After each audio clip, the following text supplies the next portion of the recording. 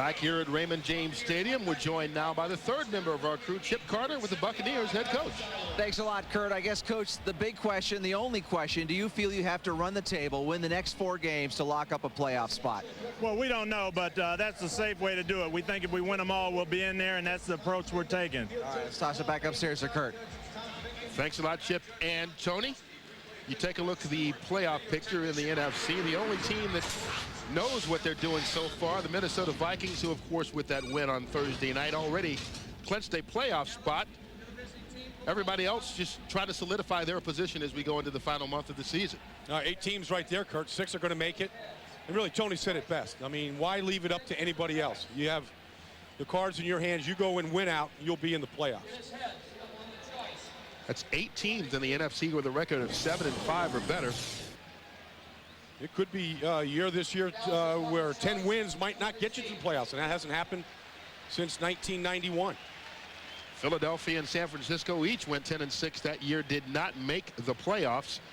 Tony Dungy hoping that he gets more than 10 wins, sitting at 7 right now with 4 left to play.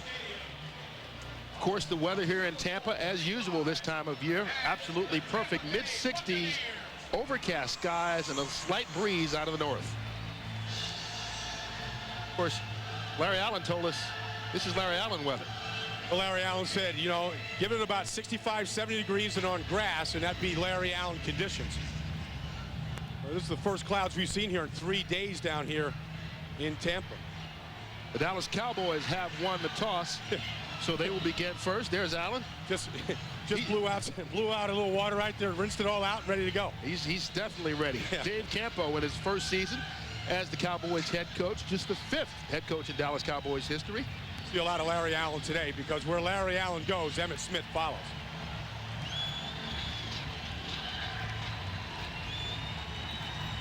Martin Gramatica set to kick off to the Cowboys. Jason Tucker, number 87, and Kareem Larimore, the deep men. It's like college down here, Kurt. I mean, everybody's on their feet here for this kickoff, and man, they can't wait. They want to be here for the Super Bowl at the end of January, and they know they still have a shot. It was fading a 4-game losing streak this year, but they're the team that plays well in December. And Jason Tucker bobbles the football. Can't get it, and the Buccaneers have fallen on it. Opening kickoff, Jason Tucker with the fumble. Bucs recover at the 10. Bobble kickoff, but that's the speed of Tampa Bay on special teams, Kurt, showing up on the opening kickoff. Dexter Jackson with the recovery. Boy, Dexter Jackson has been playing excellent on special teams the last few weeks. In fact, Tony Dungy said single him out. Jason Tucker right here was way too cavalier. You need to follow that football right there, as Kareem Larimore was in his way. Didn't realize what he had done. Here's Kareem Larimore here. He's going to get in his way as Tucker goes back for the football. And that's Rabi Abdullah right there, 27, who knocked him off the ball. Bucs began 1st and 10 from the 10. Keyshawn loft it to the end zone towards Keyshawn Johnson. Pass falls incomplete. Tucker, he gets a run on it, and looked like he just momentarily took his eyes off it and hit the shoulder pads. Dallas is a team right now that cannot overcome early mistakes in a football game. Just do not have the firepower if Tampa Bay jumps on them early.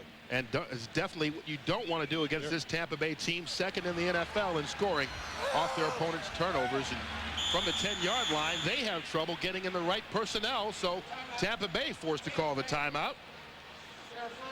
17 seconds of action, and it's been a lot of action so far. We're scoreless in Tampa. そうですね。今大事にしてるでしょ。タッチダウン狙ったらもうスコアが大きいです。さっきおっしゃったその選手点があれだから。思いますわ。なるほど。最初はディフェンスで行く予定が。There's the fumble recovery, opening kickoff. Dexter Jackson, 2nd on his team in special team tackles, gets an early Christmas gift. Not underneath the tree, but at the 10-yard line, in Tampa Bay in great scoring position as a result. That'd certainly put you in a jolly mood, wouldn't it? Well, you know, the Christmas shopping days have begun here, Kurt. Thanksgiving last week, and a lot to be thankful for right there. Here's what Tampa Bay has done in the red zone. They've gone from 31st to 1st this year. from last to best, and they've got a 2nd and goal from the 10-yard line. Sean King, the quarterback, working out of the shotgun. 4 receivers in.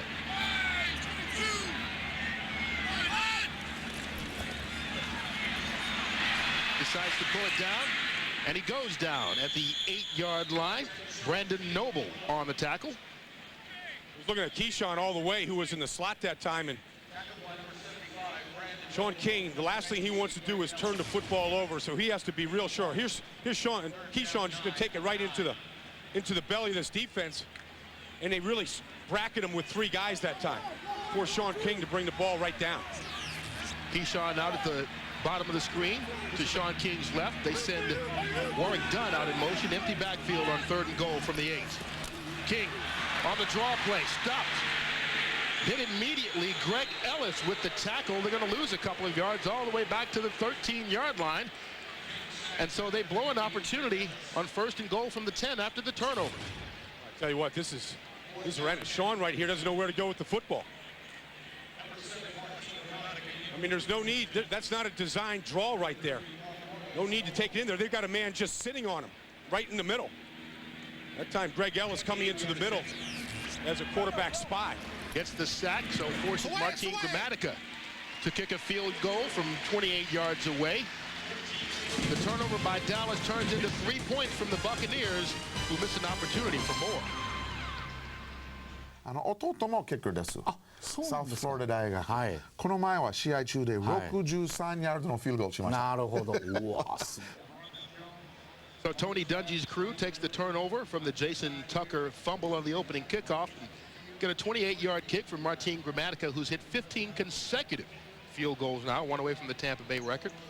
They own a 3-0 lead early in the 1st quarter.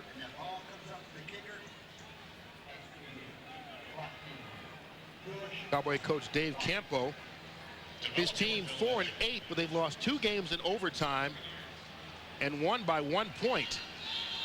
And really, it's been the injuries this year. You lose your 2 starting safeties right now, your 2 starting defensive tackles, your 2 starting wide receivers, and they're just shorthanded. Plus, they haven't drafted well the last few years, so not a lot of depth at a lot of key positions right now.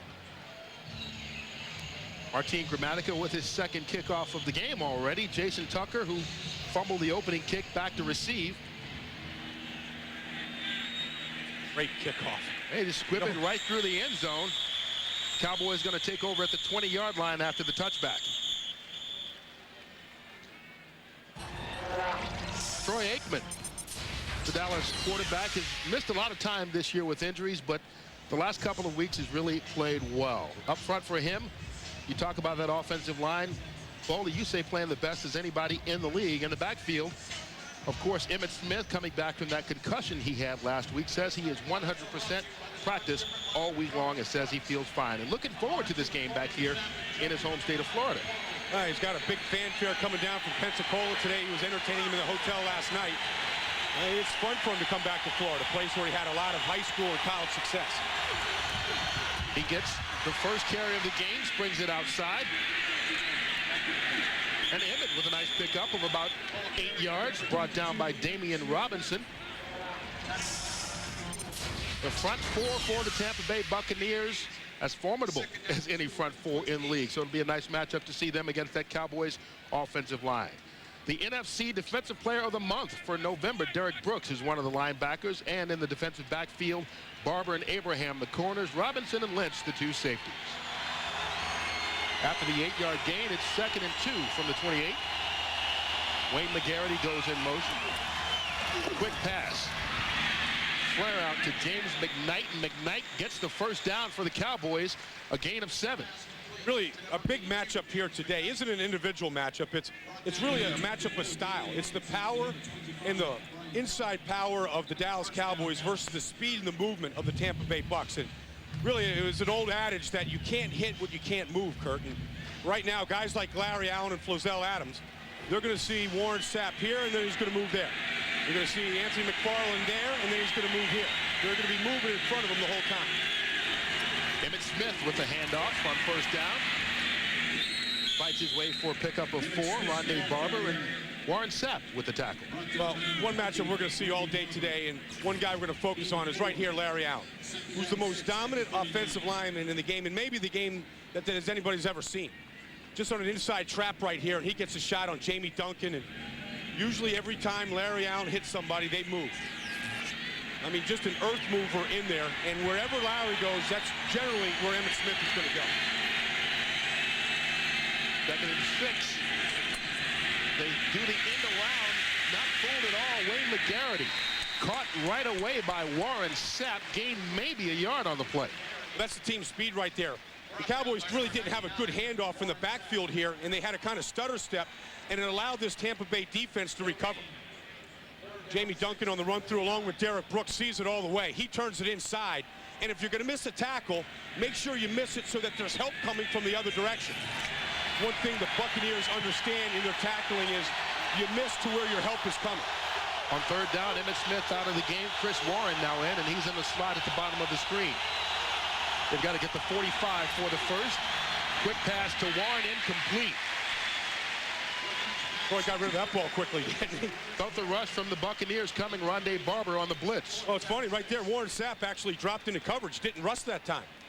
They brought pressure to Troy Aikman's front side and forced him to throw it quicker than he wanted to, and then the drop pass results in the Cowboys' first punt attempt. Carl Williams, the NFC Special Teams Player of the Week, back to receive the punt from Micah Noor. Noor back after missing 2 weeks with a broken leg. Hairline fracture in his kicking leg. They're showing a punt look here, a punt block look. Noor with a high, booming kick. Williams takes it at the 16, makes a couple of moves. Out to the 30-yard line. Nice return of 14 yards after the 47-yard punt by Noor.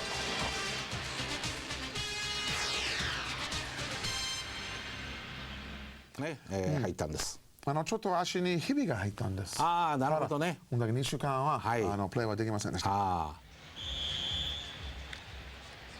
The Buccaneers begin their second possession of the ball game from their own 30-yard line, leading at 3-0.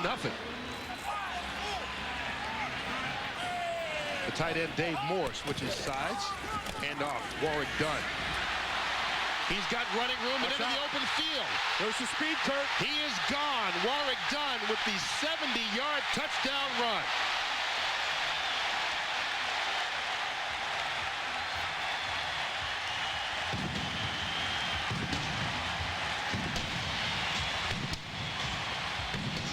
That's the home run that Warwick Dunn can get you when he's your feature back. And for 2 weeks in a row now, 3 touchdown runs. Last week a 39-yarder. Today his first carry, 70 yards and out the back door. And that's the team speed we mentioned at the beginning of this game. The longest run from scrimmage all season for the Buccaneers, 70 yards. And just like that, they're on top 9-0 pending the extra point from Gramatica. High snap, but Mark Royals gets it down and Gramatica gets it through.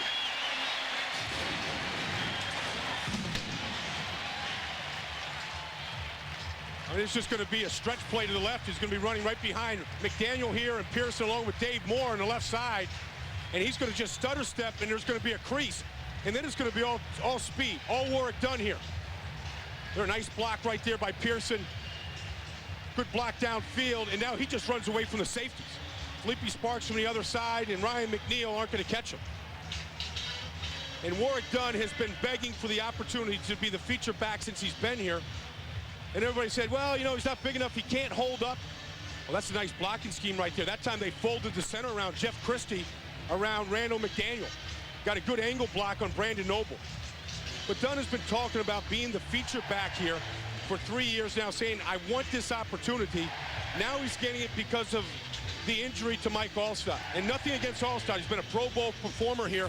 But it is so difficult to get 2 running backs warmed up in a game, Kirk, and trying to get carries for both of them.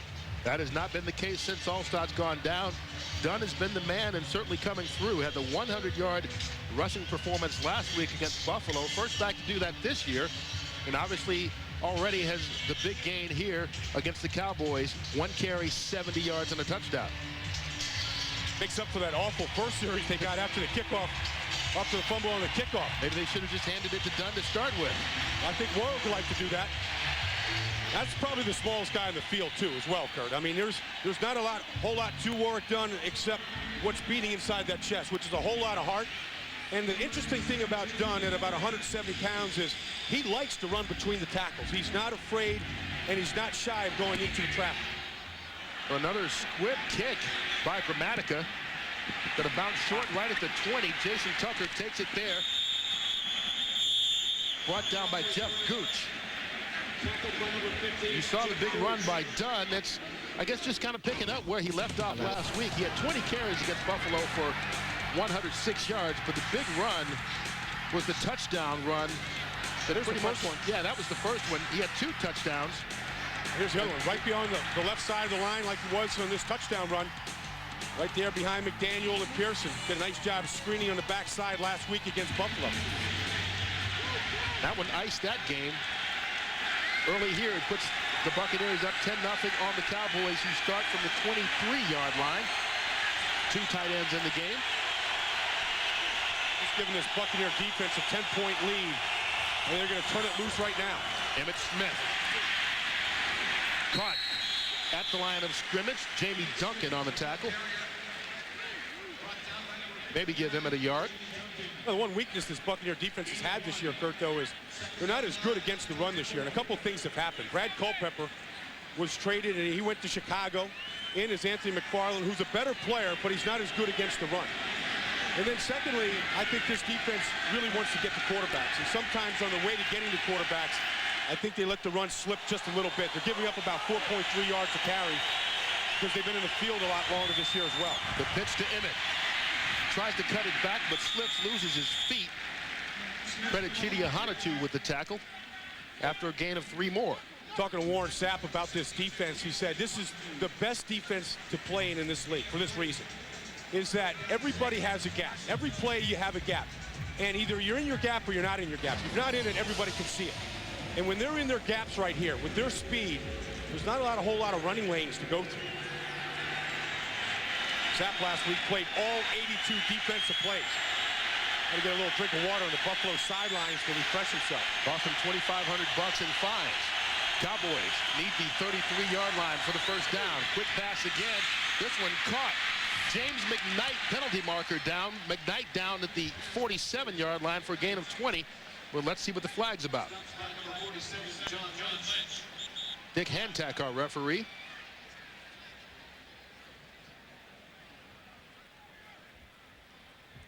Abraham was hanging on the back that time.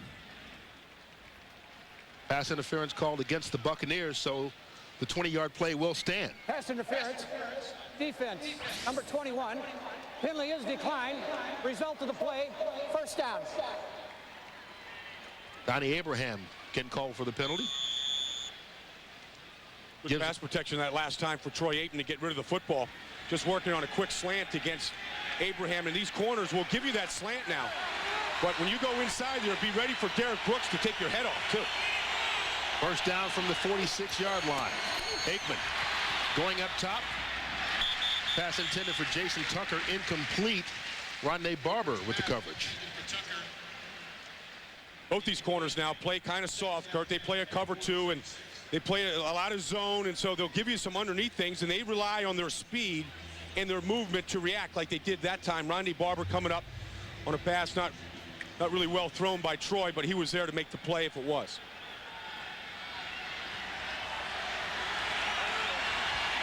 Cowboys with 3 receivers in on 2nd and 10. Emmitt Smith dances his way through. Slung around. Knocked back by Damian Robinson, and Rondé Barber finally wraps him up for the tackle. And Emmitt's going to lose a couple yards on that play. They drop him back at the 49. Well, the seam gets created right here by Larry Allen, getting a seal block here on Warren Sapp this time.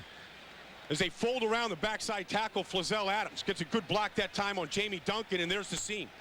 And that's exactly what Buffalo did last week. I mean, all Dallas is doing is watching the game tape of what Buffalo did. They fold the backside there, and you got to hit the middle of that defense. Good blocking scheme that time allowed it to happen. Cowboys need the Buccaneer 44 for the first down. Aikman. Incomplete. pass broken up by Rondé Barber, intended for Wayne McGarity. That's been the trouble with this Dallas Cowboy offense. They've moved the football to the last 3 weeks. They've had over 400 yards of offense against Cincinnati, and then last week as well against Minnesota, but they can't finish drives. That time, great coverage by Rondé Barber, who was covering McGarity out of the slot. Nice job of getting his hand in there to break it up. Second punt of the afternoon for Micah Knorr. Carl Williams, the deep man, to receive.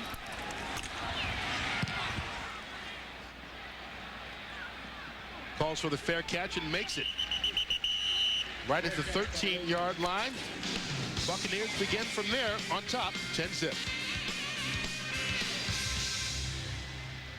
パスはね、パスはやっぱりね、合わないですタイミングが合わないとね。まあ一つのインターフィアのゲインでしたけれども、それだけですよ。You get very little argument around the league when you say Larry Allen of the Cowboys the best offensive lineman and Warren Sapp of the Bucs the best defensive lineman. Well, here's the last play right here. Allen working on Sapp. He gets a little overextended, but Allen fishes him, and Allen's not a talker, and Sapp, well, he talks a little bit. Larry doesn't want any part of that noise right there. I don't think Sapp hasn't met a verb he doesn't like. All Larry likes to do is laugh. He likes to laugh after he inflicts some pain on the defender. Warwick Dunn alone in the backfield. Two tight ends in the game. First down from the 14. Sean King rolls out, intended for Keyshawn Johnson. Falls incomplete.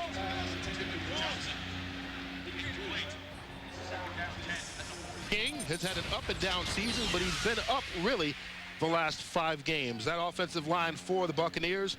At left tackle, Pete Pearson, who had the nice block on the 70-yard run, rotates with the former Cowboy George Hegeman. In the backfield, you saw Dunn making the big noise. Charles Kirby now in at fullback, replacing Mike Allstott, who is out with an injury at least the rest of the regular season. 3 receivers in on 2nd and 10. King working out of the shotgun. All kinds of time, gets rid of it. Warwick Dunn out of the backfield, spins free. Fights his way for a short pickup of 2 yards. Charlie Williams with the tackle.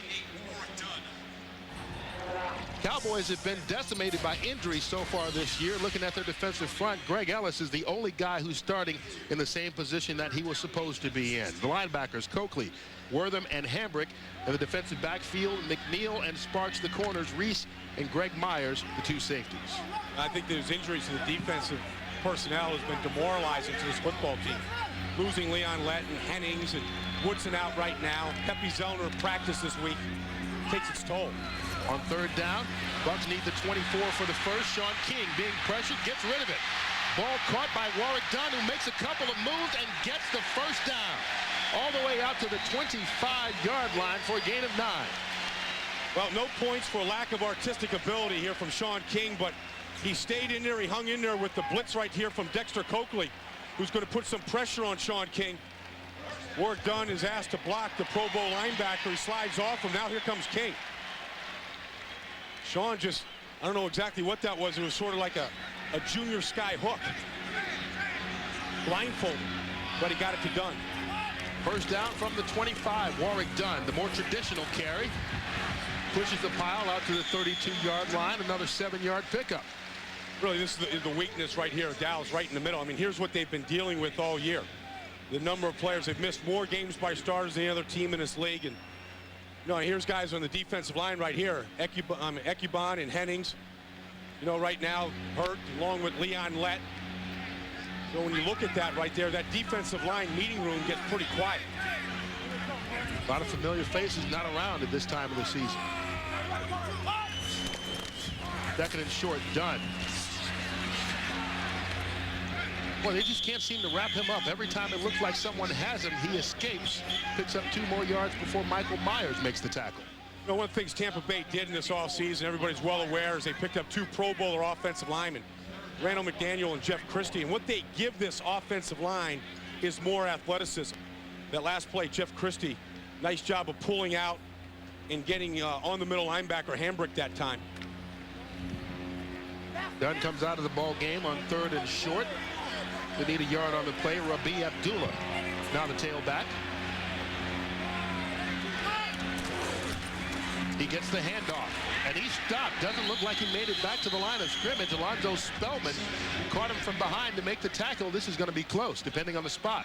Great penetration this time by the Dallas line. Brandon Noble's going to get into the backfield here, and Spellman's been coming from the other side.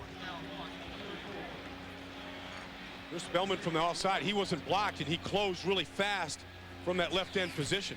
Where they spotted it, no measurement needed. Short of the first down, Mark Royals on for his first punt of the afternoon. Wayne McGarity deep to receive for the Cowboys. The team is just not good on 3rd and short. They really miss Mike Allstott in that situation.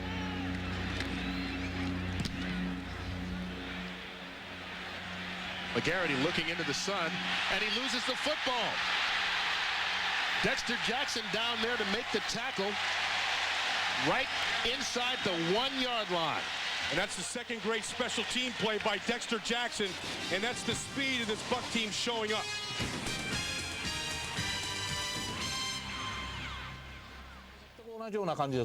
Mm. 試合前は晴れでしたね。はい、そうですね。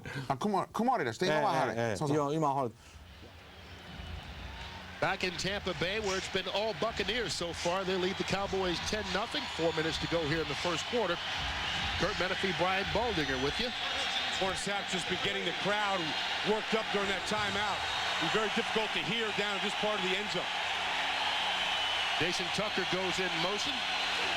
From his end zone, Emmitt Smith dances out to the 5-yard line. We dance out to Los Angeles and James Brown for an NFL update.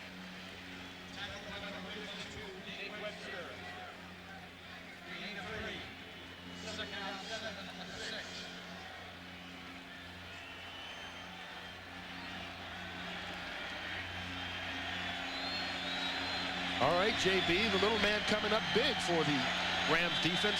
5'9", that's how big London Fletcher is. Yeah, but that defense right there now needs that kind of a spark. With Kurt Warner back, they should play better. Aikman going up top. Jason Tucker broken up, incomplete. Donnie Abraham, the defensive back in the situation, makes a nice play on the ball. Good shot that time down the field against Abraham. Had a spot on him. Had a couple of steps here. Troy Aikman, pretty good protection here up front. Been getting good protection. Pick up Lynch on the blitz.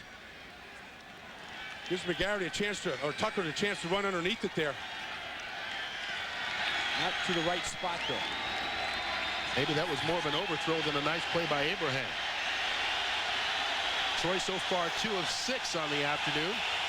He's got to get him out to the 13-yard line for the first down. Ball in the air and picked off. Easy touchdown for Brian Kelly.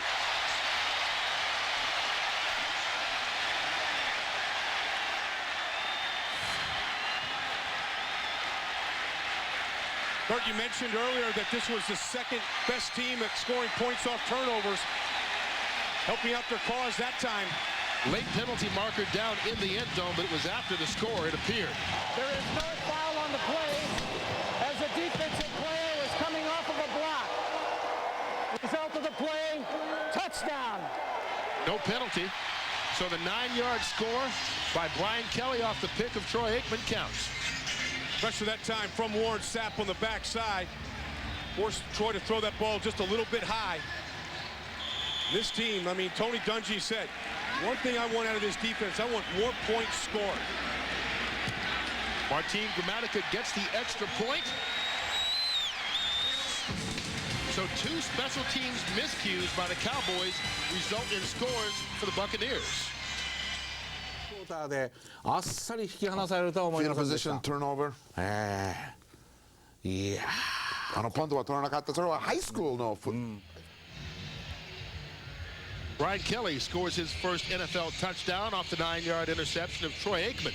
You think he'll remember that? That's the 6th return for a touchdown this Buccaneer team has had this year, Kurt.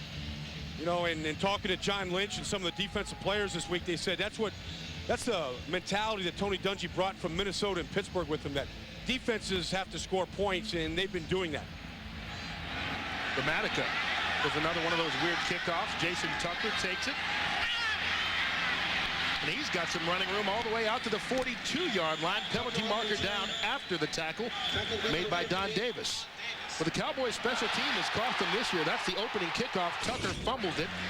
The Buccaneers got 3 points off of that. And then Wayne McGarity with trouble on the punt. They scored the touchdown off of that thanks to the interception by Brian Kelly.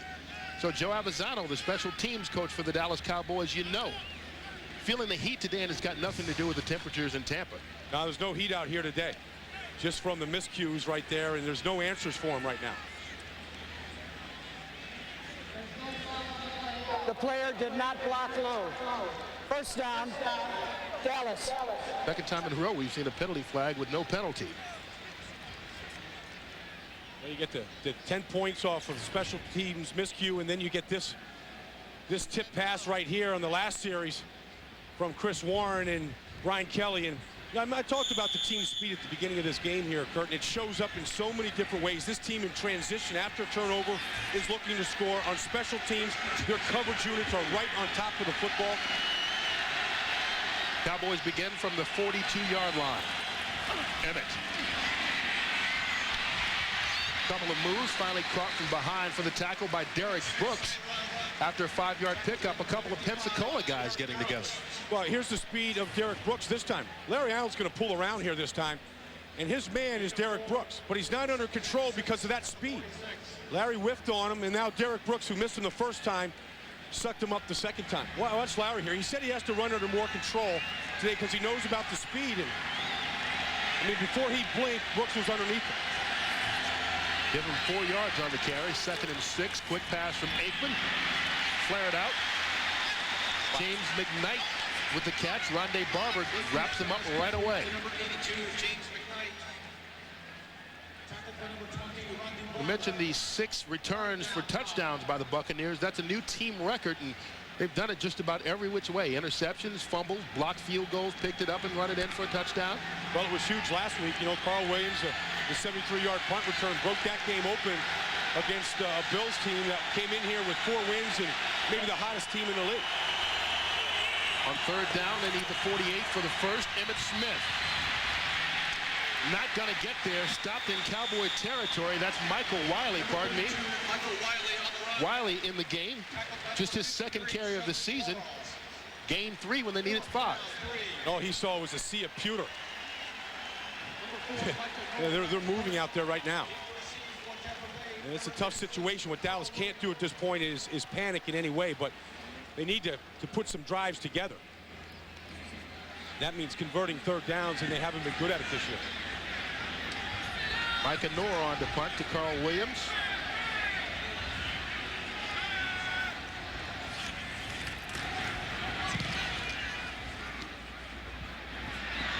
That one's over Williams' head into the end zone for a touchback. America's favorite pregame show heads overseas for 2 days of analysis and adventure aboard the world's most advanced super cruiser. The crew of the USS Harry S. Truman welcomes JB, Terry, Howie, and Chris for a full weekend of hijinks on the high seas. The voyage sets sail December 16th and 17th only on Fox. Must be nice getting a Mediterranean cruise this time of the year, huh, Kurt? And not a bad gig. Of course, we're left here. Yeah. They didn't ask us to go. And they're going to be joined by the Dallas Cowboy cheerleaders. Of course, they left us and took the Cowboy cheerleaders. Who are we to question that? Whether it's the Cowboy team or the cheerleaders, they show up, the mystique lives on.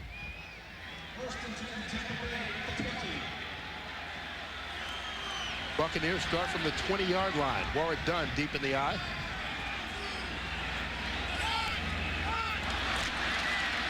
Gets the handoff. Penalty markers down. Dunn down at the 25-yard line after a pickup of 5. Had a free play there as Dallas was in the neutral zone at the snap.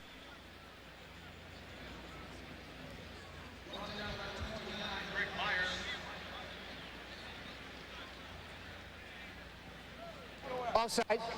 Defense, number 90, in the neutral zone at the snap. 5-yard penalty. Repeat the down. First down. That's on the defensive end. Alonzo Spellman, first penalty of the game. Alonzo up here, listening to the hard count of Sean King. He gets him, both him and Brandon Noble jumping on the play. First and 5, 25. Another mistake in a mistake-filled first quarter for the Dallas Cowboys. 2 special teams miscues have led to 10 points in a 70-yard run by Warrick Dunn against this defense. And Tampa Bay is up 17-0. Dunn with the handoff. Ensign running room again. Stays on his feet.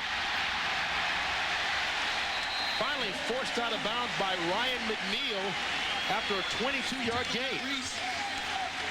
I mentioned in the last series the athleticism of Jeff Christie and Randall McDaniel. You're going to see it this time on the play. Jeff Christie pulls around, gets the lead block right here on the outside, allowing Warrick Dunn to get to the corner. Here's Christie coming around. Good block right there in the middle. Now this is all Warrick Dunn on the outside. I mean, he takes it inside, and then he finds the opening on the outside. Keyshawn Johnson and the Buccaneers satisfied to let that be the final play of the first quarter. They lead the Cowboys 17-0. Fox NFL Sunday will continue after these messages and a word for your local station. コンピューターを内蔵したロボット犬テクノは近未来の子犬型ペット。優しい飼い主を募集中。可愛がってあげると笑ったり、かすかないびきを立てて眠ったり、歌って踊ったり、本物の子犬のような愛らしさ。これらはすべて首や頭、目や鼻、口についているセンサーで感知。愛情を込めて育ててあげるといろんな芸を覚えるよ。手を叩くと歩いて近寄ってきたり、目を覆って見えなくすると遠吠えしたり、飼い主のしつけが大事。鼻や口を撫でてあげると尻尾を振って喜んだり、おしゃべりだってするよ。生き物の世話は大変だけど、これならお母さんも OK だって。それに朝歌って起こしてくれるから寝坊しなくなったんだ。朝ごはんにはテクノの大好物の骨をあげてね。泣いておねだりするよ。かなり成長したらカード芸をマスターさせてみよう。子犬の知能と動作をプログラムしたロボット犬テクノが9800円で家族の一員に。0120-666-666日本直販へ今すぐ申し込もう。ナスカーウィンストンカップシリーズ。本場アメリカでは熱狂的なファンを持つこのレース。ガオラでも放送開始以来人気急上昇。オーバー300キロの迫力のレースをお楽しみください。ナスカーウィンストンカップシリーズ、次回のレースはご覧の日程でお送りします。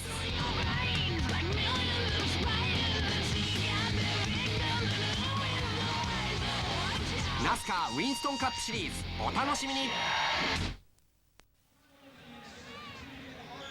Started the second quarter, and 2 weeks ago, Warrick Dunn hadn't had a 100-yard rushing day since November of '98. He got 106 last week and has 101 after just 4 carries in the first quarter today. Now they're feeding him. When they feed him, he's usually pretty productive. You know, and it's a big difference when you have to rotate 2 backs in like they did with Allstott and Dunn versus now just 1 guy. Talking to the Cowboys defenders, they said it's a... They didn't get the flag crew off the field. And you know what? They're not hurrying about it either, are they? You gotta learn how to shake a little bit when you're out there. It's a slow Florida afternoon. It is. A little lazy, huh? Not lazy about what Warrick Dunn has done here today, and 102 yards in the first quarter. He's out of the game right now. Robbie Abdullah in at tailback. First down from the 48. They fake the handoff. Sean King completes the pass to Abdullah. Into Cowboy territory and around the corner down to the 40-yard line. A gain of 12 and another first down. His first quarter stats, Kurt, and see the turnovers in yellow there, and certainly that led to the 10 easy points by the Bucs. And then the 1 home run by Dunn of 70 yards on his first carry. And this thing is... it's teetering on that verge of a blowout type game. The Bucs have had a couple of those this year against the Chicago Bears, against the Vikings. First down from the Dallas 41. Cowboys showing blitz. Warrick Dunn back in at tailback. Here comes Dallas. Sean King goes down for the sack. Brought down by Alonzo Spellman. his 3rd sack of the season, first of the day for Dallas. Well, Dave Campo's got to pull the trigger right now and take some gambles, and he did that time. He brought the safety Izo Reese up that time. Messed up the Tampa Bay blocking scheme. Here comes Reese, going to be coming right into this gap here. Allow Spellman to come free. As the right tackle that time, Jerry Wunsch got caught in no man's land. Didn't block either one of them. Was just confused. They lose 3 yards on the play. Backs him up to the 44. Warwick Dunn gets that back and a little bit more out to the 35-yard line. A gain of 9 before Greg Myers makes the tackle. It's fun to watch, Kurt. He's just a little squirt is what he is. You can't see him back there. He hides behind his lineman, and he picks his holes. He's very patient, darting in there, darting in and darting out. That's why I think he really likes running between the tackles. Face mask. Defense, number 90. 15 yards. First down. Face mask called against the Cowboys. Alonzo Spellman, who had both of Dallas' penalties today, grabbing on a little bit. Much work done down here inside behind Middleton and Christie pulling around this time. Here's the face mask. You can't see Warwick Dunn until he's right in front of you. And this is what you got to look at. You got to try to find him first. Everybody thinks his size is a disadvantage because he can't take a hit, he can't take the punishment. Tony Dungy believes he can hold up for 6 weeks, but his size is an advantage because it's hard to find. 5'8", tough to see in the land of giants. After the 15-yard penalty, Dunn picks up 4 more down to the 16-yard line. Dat Wynn with the tackle. Baldy, you know the Budweiser.com airship is flying over Tampa today. All you got to do is look up and you can see it, right? Provides NFL fans with these spectacular aerial shots. Budweiser, an official sponsor of the National Football League. I think the cannons are shooting at it. Hey, you want to shoot down the airship, do you? No, I mean, they're pirates though, right? Maybe there's some gold up there or something. Buccaneers already 130 yards rushing. Cowboys coming on the blitz again. King to the air, intended for Keyshawn. Penalty marker down. Philippi Sparks on the coverage. That's the 3rd pass at least they've thrown in the direction of Keyshawn Johnson today, which has been a big issue with the Buccaneers offense. Well, it will always be an issue with Keyshawn. Interference. Defense, number 20. First down. Sparks called for the pass interference. Philippi Sparks, who got mossed last week on Thanksgiving. At least that's how Dave Campo calls it. Here's Keyshawn working on the outside, trying to get that size advantage. Philippi Sparks coming through the outside of Keyshawn Johnson there, hit him a little bit early. Looks a little ticky-tack to me, but Campo saying the ball was tipped at the line of scrimmage, which would have nullified any sort of pass interference. But the officials didn't see it that way. And he could review that if he wanted, Kurt, but it's probably not worth it at this point. We're talking about a gain of 12 yards on the penalty, which is what he would be fighting for. First and goal from the 8. Warwick Dunn caught at the line of scrimmage. Dat Wynn on the tackle. Well, the biggest problem with the Cowboys, you saw the statistic, they've given up 170 yards a game on the ground. Opposing rushes, yeah, it is just poor tackling. I mean, you know, and it started early in camp. And just talking to Dexter Coakley yesterday, said that he thought that there was trouble from jump start, from jump go. Well, they gave up 200 yards rushing to Deuce Staley in the season opener as the Eagles went into Texas Stadium and blew them out. I think they were so worried about their secondary coming into the season, Kurt, that they really kind of stopped thinking about the rush defense. King the pass on 2nd down. Brings it down. Decides to keep it, scoots out just across the 5-yard line for a gain of 3. Pretty good coverage out on the outside of Jaquez Green out here by Ryan McNeil's. Going to be taking that to the corner up there. There's the other problem with the Cowboys is they can't get there with just 4. Your front 4, not good pass rushers. And so they get a lot of time. Quarterbacks get a lot of time, and you see a lot of scrambles against them. Certainly Dunn and McNabb hurt them this year in a couple of Philadelphia victories. 3rd and goal just at the 5-yard line. The pitch to Dunn. Warwick Dunn, nobody in front of him, penalty markers everywhere. Warwick Dunn brought down by Joe Bowden. That's going to be holding on the Buccaneers. Got to think the Cowboys are going to decline that. They can kick the field goal here. That's a signal from Dave Campo. Holding. Offense, number 73. Penalty is declined. 4th down. That's on the right guard, Frank Middleton, going to force the field goal attempt by Martin Gramatica, his second field goal shot of the afternoon. A couple times inside the red zone, the Buccaneers came in the most efficient red zone scoring team in the league and forced to kick field goals on 2 of the occasions today. Going to be from 25 yards out. Gramatica gets it through. His 16th consecutive field goal ties the record of Michael Husted here with the Tampa Bay Buccaneers, but more importantly, it gives the Bucs a 20-0 lead. 体が細いですからね。そういや細いです。でもなかなかキックは確かですね。うまいよ。うまい。今年はプロボールかもしれません。ああ、かもしれませんね。じゃあ見れますね。A hazy day here in Tampa, but nothing hazy about the performance of the Buccaneers so far. They're up 20-0 after the 25-yard kick by Martin Gramatica. Jason Tucker makes the catch at the 8. Fights his way out to the 32-yard line. A return of 24. Troy Aikman and the Cowboys begin from there, trying to get something going. なんともう20対0です。ねえ、もうタンパベイの勢いだけがこうなんか目立ってしまって、ダラスの Special teamer Al Singleton down on the play. Yeah, you can see Al show up here, the right side of your screen right here. Going to be coming in. Got hit by his own man right on the left knee. Took him down, and this Buccaneer team, outside of the injury to Mike Allstott, really has been pretty healthy. And the young player out of Temple right there, Al Singleton, a real quiet guy. Probably didn't even scream when that knee got hurt right there. You know? I don't know, if you feel the knee pain, no matter how quiet you are, you get a few words that come out of your mouth. He's a guy that likes to carry around snakes with him as pets. You know, they don't talk either. Just the snakes, and Al's like having a good time together. The pitch to Emmitt Smith. Hit by Rondé Barber right at the line of scrimmage. We go out to James Brown for another hit on that NFL update board.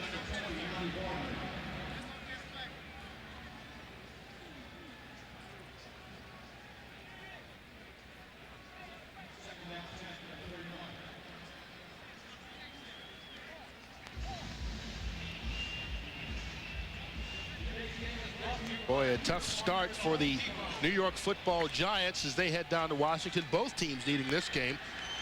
Washington, of course, a game behind the Giants right now, who are half game behind the Eagles in the playoff hunt in the East. There always gives us us 40-year-old something guys, you know, something to throw about. Troy Aikman. Quick pass caught by Jackie Harris, the tight end. Fights his way out for a 4-yard pickup. Derek Brooks with the tackle. Part of the plan today was not to be behind 20-0, but part of the plan was to get the ball to the tight end, Jackie Harris, on the floor. Something Troy Aikman used to do with regularity in the first half of the 90s when he had Jay Novacek, and I don't think they've ever really replaced him here. A lot of bodies have been in uniforms at tight end, but nobody with the comfort level he had with Novacek. On 3rd down, the Cowboys have to cross the 41 for the first. Michael Wiley now in at running back. Good protection. Aikman gets the ball to Wiley. Fights his way, going to be close to the 1st down marker depending on the spot. Looks like he got it from there. Donnie Abraham forced him out of bounds. And one thing that Troy Aikman can feel pretty good about is the protection he's gotten the last couple of weeks. I mean, this is as good a defensive front as there is, and watch the penetration here. There is none. That's a pretty good wall right there for Aikman to throw that football.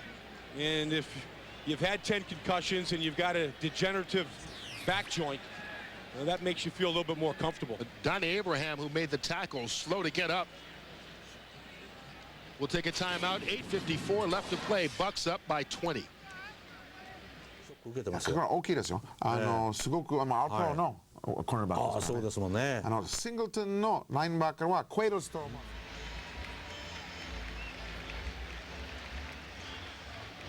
Donnie Abraham slow to get up, walks off under his own power. Hey, taking on Chris Warren on the outside. You're going to bury him with that right shoulder here. Got it crushed pretty good that time, but shaking it off. Donnie Abraham, another quiet guy, but would like to get to the Pro Bowl. 6 interceptions this year, making a little bit of noise in order to do that. There's a guy who was tied for the lead in the NFC last year with 7, and not many people knew it. He's come back with 6 this season, having another good season. It's because Lynch and Brooks and Sapp get so much attention, they forget about the play that Abraham gives you on the left corner. Cowboys with 2 tight ends on first down. They hand it off to Emmitt Smith, and Emmitt's caught for a loss in the backfield. James Canada drops him for 2. You see the speed of the backside here. John Lynch this time. He's going to come off the backside. Going to force this play in. Canada again, you know, good penetration there at the line of scrimmage. Emmitt tries to cut back, and Lynch is there along with Rondé Barber. Canada is part of that 3-man rotation up front with McFarland and sometimes Sapp. Movement early. Aikman up top, pass caught, wide open. That's David LaFleur, the tight end. Looks like he got enough yards for the first down, a pickup of 14. Aikman's pass complete to number 89, David LaFleur. And LaFleur, they're trying to get him in the offense. Had only 4 catches before last week's game, made 6 last week, and has 1 here in the first half this time around. I tell you, things are going Tampa Bay's way. Right here, you're going to see an offsides on the outside by Chidi Ahanotu. Gets an early jump here, no flag. And for this Buck team, last week was their first defensive offsides they had all week, or all year, I should say. Cowboys get the first down to Tampa Bay 47. James Hodge, the receiver at the top of the screen. The handoff to Emmitt Smith. And Emmitt with a nice run all the way down to the 30-yard line, a gain of 17. Rondé Barber Emmitt said the tackle. Yeah, Emmitt said we don't run behind Larry Allen enough, Kirk. There he is. Here's his favorite man right here. He's going to find him. Is he going to take Anthony McFarland and that time Marcus Jones into the inside almost? Emmitt Smith with good vision cuts right behind it that time. Lozelle Adams this time gets a good seal on Lynch. And they get a split that time between Jones and Lynch. First down from the 30, McKnight and Garrity, or McGarity, pardon me. Troy stripped of the football. There's a pile there. Chidi Ahanotu was the guy who got in there and forced the fumble from Aikman. Let's see who recovered it.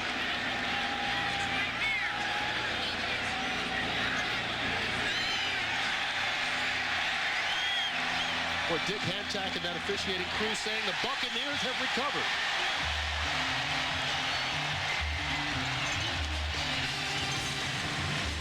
Another turnover by the Cowboys, their 3rd of the game. Warren Sapp recovered. うわちょっともうエイクマンはそうリズムが作ったんでしょ。そうですね。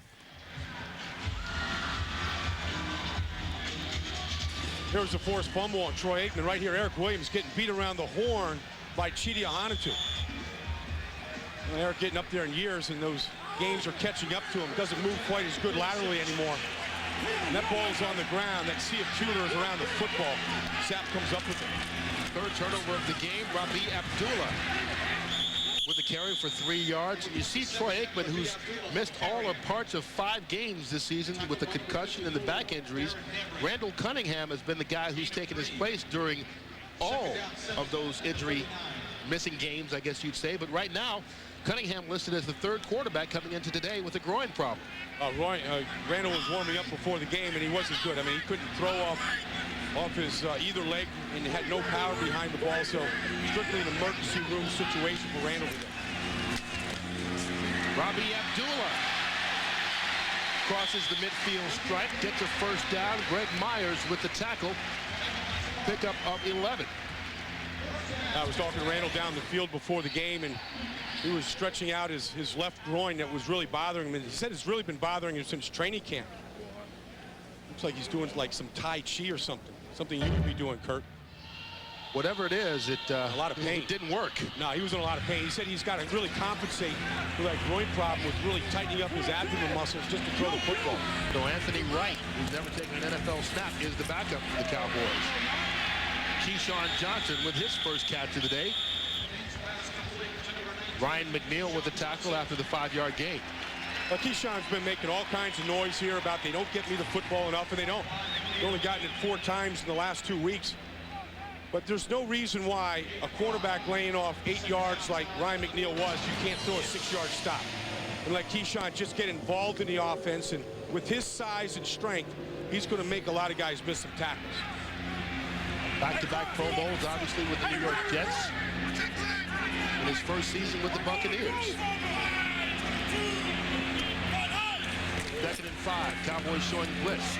Ball looked like it was tipped at the line of scrimmage.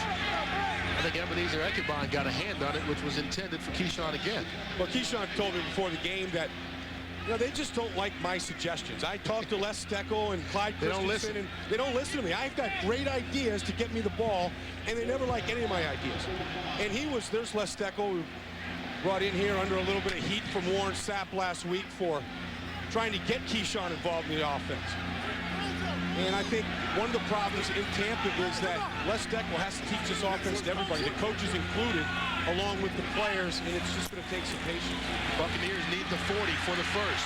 King brings it down, and then he goes down. Second sack of the day by the Cowboy defense. Demetrius Underwood gets it. One thing Sean King does not want to do is turn the football over, so he's going to eat it here because of good coverage by the Cowboys. McNeil at the top up here. I mean, you've got that area right there where if Sean wants to pull the trigger, he can. But with the lead 20-0, he does not want to take any chances with the football and allow Dallas to get into the game quickly because of a turnover. Isn't 20-0 the time maybe you should think about it? You got a little cushion to take some chances? He's got 10 interceptions this year, Kurt. He threw 2 up in Chicago 2 weeks ago, and they stunk the place up as a result, and he doesn't want to have that happen. McGarity with the sun at his back this time makes the fair catch right at the 21-yard line. 35 yards on the punt by Royals.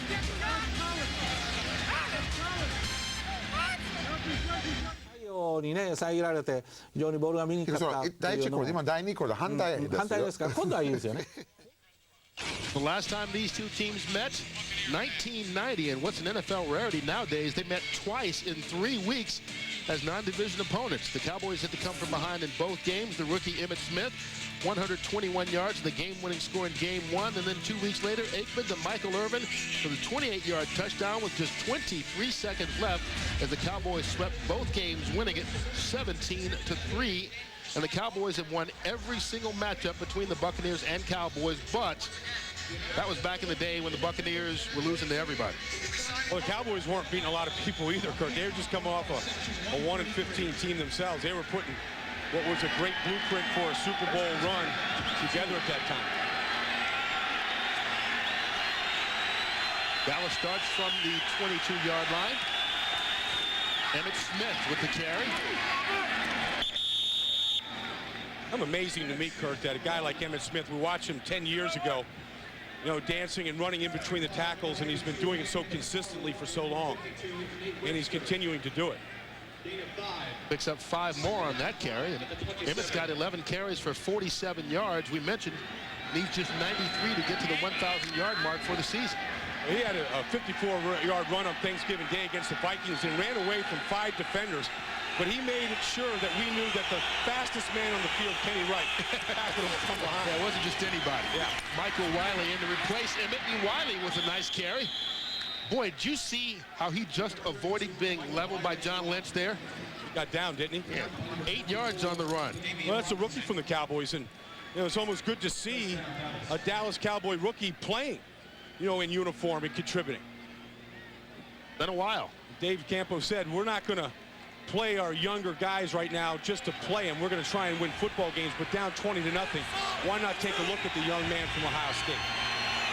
First down from the 35. Aikman. Quick pass. Broken up, incomplete. Brian Kelly with a nice play on the Jason Tucker intended reception. One guy really having trouble right now in Dallas is Eric Williams at right tackle. Again, gets hit this time. He gets run over, and Eric Williams, who right there, I mean, that's not the Eric Williams people saw during the Super Bowl years, but he'd retired in training camp this year, missed most of camp, and the movement just isn't there anymore. There's going to be a guy that they're going to have to look to replace here this coming season. After the incompletion, second down. Jason Tucker goes in motion. The handoff, Michael Wiley. Wiley picks up 2 yards on the play. Shelton Quarles with the tackle.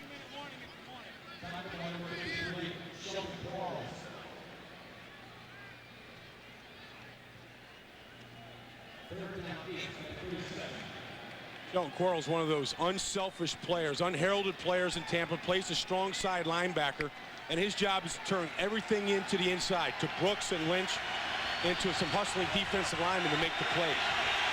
And not enough attention given to the guys that don't get a lot of attention. Cowboys have to get to the 45. Under pressure, Aikman gets rid of it, falls incomplete. Chidi Ahanatu, who forced a fumble the last time, was bringing the heat on Aikman. We have a penalty marker down. Penalty flag down as we get to the 2-minute warning. That's going to be called against the Buccaneers. That's not going to make the defensive coordinator, Monty Kiffin, very happy. You were pointing out, Kirk, that they were number what? They're 5th in the league in defensive penalties. 5th best, but they like to be number 1. Yeah, they wanted to be number 1. Illegal contact. Defense, number 25. 5-yard penalty. First down. Kirk, that's the first illegal contact penalty of the entire year. And it's called on Brian Kelly. 2-minute warning.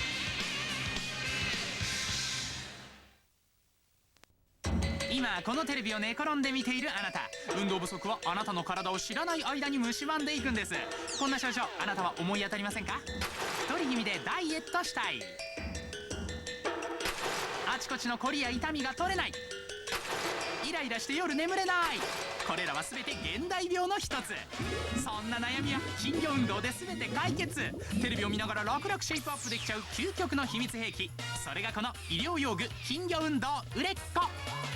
1日たったの15分、コンパクトボディに足を乗せるだけで寝たまま楽々有酸素運動ができる売れっ子にかかれば、慢性的な運動不足は見事に解消。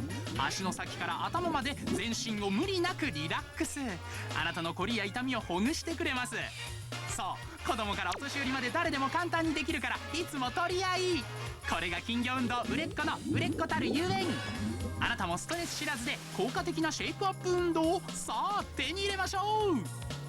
もう体に負担のかかるスポーツやキャッチコピーだけの器具に惑わされないでください。売れっ子だけが医療用具として厚生省に認められた安全で信頼性のある金魚運動用具なのです。今ご注文いただければ専用足首サポーターに取扱いマニュアル、そして1年間のメーカー保証までお付けして特別価格 29,800 円。29,800円。あなたのために用意した月々2,500円からの金利手数料なし売れっ子得々ローンもぜひご利用ください。売れっ子だけがあなたに健康でエネルギッシュな毎日をお約束。さあ今すぐお電話を。お申し込みは今すぐフリーダイヤル 0120-539-639 番でどうぞ。代金はお届けの際現金でお支払いください。消費税送料は別途、船便地域は実費です。お届けまで2週間ほどかかります。ご了承ください。2 minutes to go in the first half here in Tampa. Kurt Menefee, Brian Baldinger, and Chip Carter with you. It's been all Buccaneers so far in this first half. 20-0. 3 Dallas turnovers. 2 bobbles on special teams play in addition to the 3 turnovers. And just about all of them leading the Cowboy points. And I think, Kurt, you know, the big difference in these two teams is just team speed. Tampa Bay shows up everywhere, and the Cowboys, with the loss of Galloway this year and Ishmael, you know, they've lost a lot of their speed. Right now they're at their own 43-yard line. Empty backfield. 4 receivers in the game. Aikman. Quick pass, caught. That's James McKnight. McKnight forced out of bounds by Brian Kelly. all the way down to the 24-yard line, a gain of 33 for the Cowboys. And a penalty marker down late. Yeah, it's going to be illegal use of hands, I think, by Eric Williams. Illegal hands to the face. Offense, number 79. 10-yard penalty. Repeat the down. First down. That's the Eric Williams rule.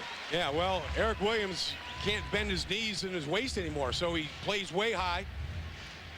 You can see these hands slapping right there at Ahanatu's face. Kind of a chippy call right there, though, because it was just a jab, but it did hit him right in the face mask. A wall inside on Sapp. Sapp, no place to go against a whole lot of beef in there. So you take away the 33-yard gain, and Eric Williams just committed a 43-yard penalty. Backs the Cowboys up to their own 33, 1st and 20. Well, McKnight is the one guy that can stretch the field and make a big play. Aikman going that way again, pass caught by Wayne McGarity. Out to the 43-yard line, gains the 10 yards back. Rondé Barber with the tackle. Cowboys going in a hurry-up offense right now. 1:30 left to play in the first half.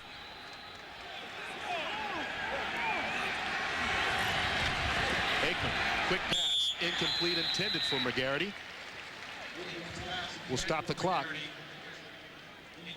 Down to the field, and Chip Carter. Thanks a lot, Kurt. Alsherman Singleton, the defensive lineman, is going to be out for the rest of the game. He's got a sprained left knee. Donnie Abraham, the cornerback, fighting a bruised shoulder. It says he will get back in there. Kurt.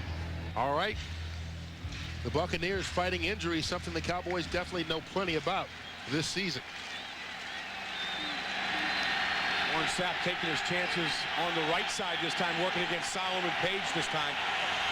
He likes to go opposite the way he thinks the center's going to slide. On 3rd down, the Cowboys need to get to the Buccaneers 47. They don't even get the playoffs. Marcus Jones, his 13th sack of the season. Boy, what a delight that he's been the last 2 years. 20 and a half sacks the last 2 years. 1 sack his first 3 years. Right here, this is going to confuse the Cowboys up here. 5 men over here on the left side against the Cowboys, and right here, Flazell Adams blocks air. Meanwhile, Marcus Jones is going to get number 13.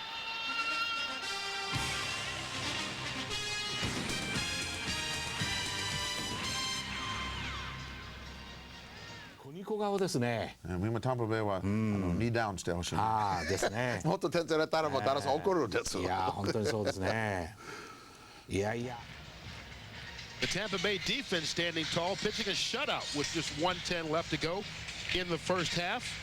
Cowboys forced to punt after the sack by Marcus Jones. Micah Noor, who's had a busy first half. This is 4th punt to Carl Williams. Williams returned to punt 73 yards last week against Buffalo and earning NFC Defensive Player of the Week honors. It's going to be too short to be returned. Looked like it hit a player, and the Cowboys pick it up. What was Carl Williams thinking about there? It's Cowboys ball. Apparently it hit a Buccaneer, Orontes Grant, with the recovery. That ball was coming down short. Carl Williams went up there not to field it, went up there to take a look at it, rather than just run away from the football.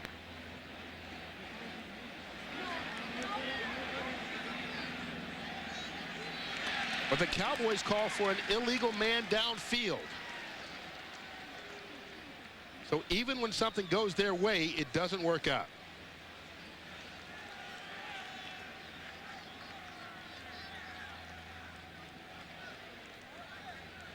And right now, just real sloppy play all over the field, especially by the Cowboys. From the opening kickoff here, a forgettable 30 minutes of action for Cowboys. Especially their special teams unit. Yes.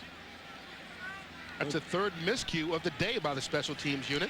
Joe Avezzano has been saying that because of the injuries, there's been a trickle-down effect that they're not getting the same quality players on the special teams. Number 50 of the kicking team down prior to the snap. Because so many of his special team guys are now starting. Dave Campo is going, who's it on? Because the Cowboys have no number 50 on their team. That'd be a good point by Dave to make. Like, if we're going to get called for a penalty, at least let it be someone who's on our roster. If we can see who took off There's no early. foul on the play. The official confused the number of the team. It was the receiving team player that was dropping off the field. The kicking team was legal. The ball was touched by the receiving team, covered by Dallas. First down. Okay, so they couldn't figure out the red or pewter and white thing. They just got the numbers. Well, Carl Williams is waving everybody off, but he doesn't get out of the way. He's telling Rabi Abdullah to get out of the way, and he touches it with his left arm. Well, I think he saw it hit someone's foot. He wasn't sure if it hit Abdullah's foot or if it hit a Cowboy's foot, so he was going to try and cover it just to be safe. Instead, it goes off his hands. And as you heard Dick Hantak say, the Cowboys were not illegally downfield. They saw the wrong player, the wrong team, so the Cowboys will keep the ball at the 25-yard line. Oh, nice argument by Dave Campa. Saves another special teams miscue by him, and it's the Cowboys the ball back here. And a short field to work with. First and 10 from the 25. Michael Wiley in it running back. 3 receivers in the game for Dallas. Aikman to Wiley out of the backfield. Wrapped up quickly. Derek Brooks with the tackle. Troy Aikman with a lot of time, and you don't get a lot of time against this Buccaneer defense like that. For the Cowboys, they've gone against 2 of the best in the league here the last 3 weeks. The Dallas Ravens and now the Bucs. And Dallas calls a timeout with 51 seconds left to play. Down 20-0.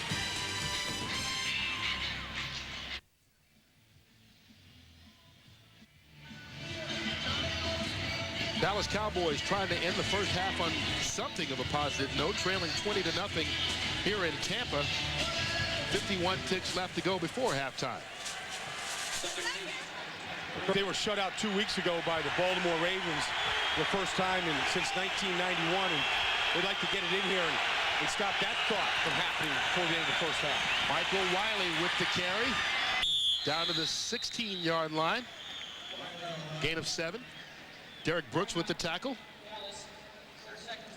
Cowboys called their second timeout. Don't forget, coming up on the Visa halftime report, JB, Terry, Howie, and Chris will have scores and highlights from around the league, and our Fox Sports ticker will have up to the second stats. That's all coming up on the Visa halftime report. 43 seconds away from that. Kurt Menefee, Brian Baldinger with you at Raymond James Stadium in Tampa, where the Cowboys are visiting for the first time since 1990. And this city has been pretty juiced about having the Dallas Cowboys come into this town, and Tony Dungy, the Buccaneers head coach, told us his players are as well. And a lot of them came to play against Emmitt Smith, but Emmitt's got the baseball cap on. And I don't know if he took another shot to the head, Kirk, but he's been out here for the last 2 series. And he was really looking forward to coming down here and playing in front of a lot of hometown fans and friends. And trying to set the record, or tie Barry Sanders' record for most seasons consecutively with 1,000 yards in front of the hometown fans. On 3rd and 2, Aikman, quick pass, incomplete, intended for James McKnight. Troy's in a hurry to get rid of that football. He got excellent protection that time. Michael Wiley, great job of picking up the blitz. He kept Troy clean. He had a little bit more time to throw this. Watch this collision here. Michael Wiley right there on Derek Brooks. Nice job of taking care of him. Michael Wiley showing just a little bit here, and an opportunity to play some this year. Tim Cedar with a 34-yard field goal attempt. Well, that's an ugly knuckler, and it goes nowhere. Joe Avezzano totally frustrated as his special teams comes up short yet again. I don't know if there's anything wrong with that hold there, Kurt. It looked like they got things down okay. You ignore the holder. Dale Hellestray, of course, the longtime snapper. That ball's down. That operation is fine. Does anybody get a hand on that, Kurt? I don't know. We'll take another look here, see if we can see if a Buccaneer at the line of scrimmage touched it. Yeah, that's perfect operation to that point. Yeah, maybe somebody did. Looks like that ball kind of changed directions. That's one ugly-looking kick, I'll tell you that. Well, the Buccaneers had blocked 6 kicks this year, 3 punts and 3 field goal attempts. May have blocked their 4th right there. Nonetheless, They will lead this thing at halftime 20-0, thanks to a lot of miscues by the Cowboys special teams unit especially. A couple of turnovers by the special teams, a couple of miscues by the special teams, and an interception run in for a touchdown, and Dallas leads it 20-0 at the break. Fox NFL Sunday will continue with the Visa halftime report after these messages and a word from your local Fox station. 7位ぐらいだったですかね、あの時ね。けど、ホセイ・タマホークスとトゥレイン大学、グリーンウェーブ、どっちが勝ちと思いますか？いや、わかりません。さあ、それでは20対0になりましたが、これはもうタンパベイにとっては絶対の優位ですね。はい、ということで後半一つダラスにね大いに頑張ってもらうように葉っぱをかけたいと思います。はい、前半終了です。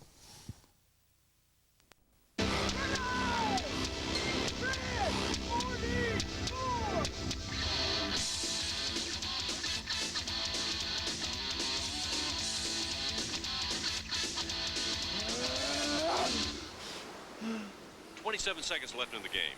The rookie rolls right, looking to throw. He's going to run for it. Touchdown! He's a man. QB Club. SEM 住友伝説の目指すもの、それは時代を先駆ける創造性、それは人間への快適性、それはニーズに応える信頼性、エネルギーで環境でそして情報通信で明日のシステムを提案します。 SEM 住友伝説。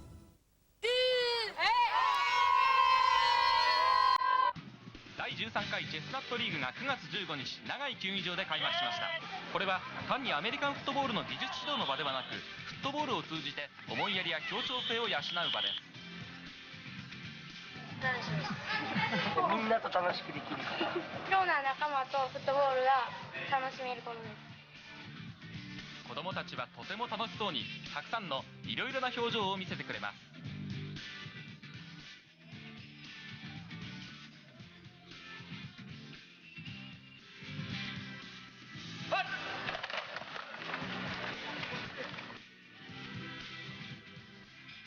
チェスナットリーグでは参加してくれる選手の皆さんを募集しています。詳しくはこちらまで。さらに12月24日日曜日に西宮球技場で第12回チャンピオンシップゲームを行います。この模様は来年1月ガオラで放送いたします。お楽しみに。 Kurt Menefee, Brian Baldinger back with you at Raymond James Stadium, where the Buccaneers have a 20-0 lead over the Cowboys. Nice shirt, by the way. Hey, you too. All right, the Cowboys, so far in this first half, we can say it's been all Buccaneers, but it's really been more what the Cowboys have done to themselves, more so than what the Buccaneers have done. You're right. I mean, just the fundamentals of the game right now, catching the ball on kickoffs, punts have been a problem for the Cowboys, and simple tackling of Warwick Dunn gets loose for a long touchdown run. The Cowboys haven't done the basics well. Well, the Cowboys had 3 turnovers in the first half, but it wasn't all turnovers. That's the opening kickoff. Jason Tucker bobbled it. And it gave great field position to the Buccaneers. They got 10 points off of their turnovers. And then the interception here by Brian Kelly off the tip ball. Pretty easy 17 points for the Bucs at that point. And then the pressure is going to get to Troy Aikman here if you don't step up there and give him a lot of time. Down 20-0, he has to look down the field. Now, we talk about the Cowboys and their miscues. I guess you could say it's been cues by the Tampa Bay Buccaneers because they have truly taken advantage of them all. Well, they have, and I think that's one of the signs of this Tampa Bay team is that contributions can come from anywhere. But I think one thing that always shows up in this team when they play well is their speed, their team speed, and covering those punts and covering those kicks and getting down on the loose ball is a result of speed. And then the interception off the touchdown off the interception, result of speed. Well, the bad news probably for the Cowboys is that the Buccaneers will have the ball first to start the second half. Micah Norris set to kick off to Frank Murphy, who's in uniform for the first time this season with the Buccaneers. Going to get his first touch of the ball. Well, Aaron Stecker got injured last week in the opening kickoff against Buffalo, so he gets an opportunity to return kicks now. Murphy makes the grab at the 8. Spins his way out to the 32-yard line. Nice return of 24 yards. Warwick Dunn, who had a nice first half, 113 yards rushing on just 8 carries, much of it coming on his first carry, 70 yards in the score. Way too easy for the fourth-year player out of Florida State. Ran away from the entire team there. And I mean, one thing about Warwick Dunn is it's hard to get a hit on him. He's like grabbing Jello, you know. I mean, you squeeze him, he's going to come out of someplace. Dangerous in the open field. And hard to find. Buccaneers will begin the second half from the 32-yard line. Sean King 4-7 passing in the first half for just 27 yards. Quick pass, Keyshawn Johnson with the grab. Going to pick up 4 yards on the play. Pardon me, he's going to lose a yard. Excuse me. Looking the wrong way. There you look at the first half stats. The points off the turnovers is the big key. And then, you know, this Cowboy defense has given up big yards all year long on the ground. Started the opening game of the season against Deuce Staley, but 129 rushing yards for the Bucs, 70 of it on one play. So after the 1-yard loss, it's 2nd and 11. Johnson and Green both at the bottom of the screen as receivers. The handoff instead to Warwick Dunn. Warwick Dunn with 9 yards on the carry. Greg Myers with the tackle. The thing about Dunn is how patient he is as a runner. Really allows his blockers to set up. And runners are patient in this league because they know they have the ability to burst. And when you have the burst, it's like the luxury item. So you can sit there, you can kind of dart in, dart out. And again, nobody gets a really clean hit on him. And that's one thing that you know about Warwick Dunn is can he hold up at 170 whatever pounds they are? But when you're not getting hit real hard like that, you have a chance to survive. Dunn out of the game. Robbie Abdullah in on 3rd and short. They need 2 yards. Abdullah gonna fight. Gonna be close. He needed to get out to the 42-yard line for the first down. Izell Reese stopped him somewhere between the 41 and 42. Looks like he's going to be about a half-yard short, but they're going to bring out the sticks for a measurement. Robbie Abdullah was running behind Charles Kirby, the fullback, taking over those duties of Mike Allstott in short yardage situation. Had a pretty good block on Greg Myers, the safety that time. Abdullah having a nice afternoon. Came into this game with only 2 carries all season for 1 yard. He's got 3 for 14. Although he's that much short of the first down here. Keyshawn up at the top here in the short yardage situation. He's become combined decoy and blocker in this offense just about as much as anything. Considering they signed him to an 8-year, $56 million contract when he came here in the trade with the Jets and gave up, what, 2 first-round picks for him. Well, when, a lot for a decoy and a blocker. When they signed him, you know, the NASDAQ was way up. Amazon.com had a lot of value. Now, all of a sudden, Amazon.com doesn't have a lot of value. But he will. I mean, if they're going to make a playoff run, they've got to get Keyshawn involved. They need a playmaker. You never have too many on offense. Mark Royals on the punt. Wayne McGarity, the deep man for the Cowboys. At the 19. Swarm. Don Davis wraps him up immediately after the 40-yard punt. Nothing on the return.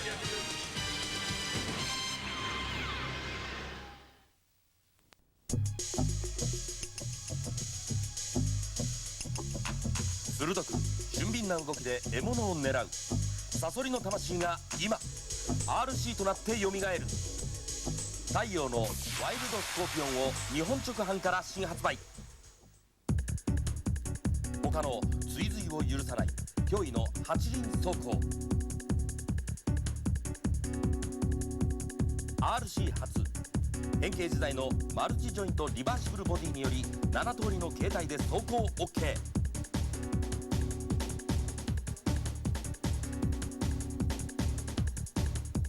見よ迫力の360度スピンターン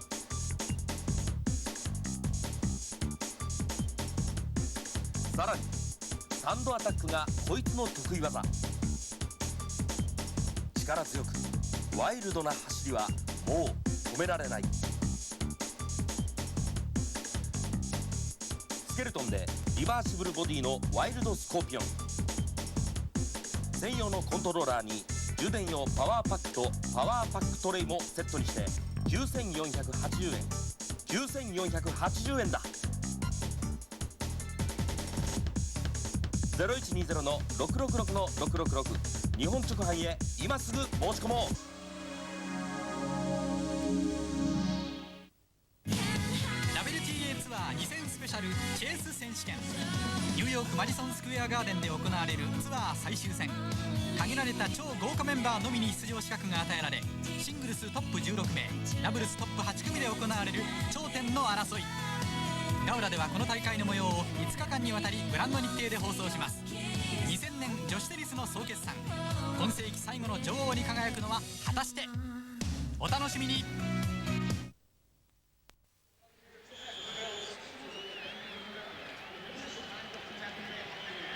Back here in Tampa Bay, where the Buccaneers own a 20-0 lead. Cowboys with their first possession of the second half.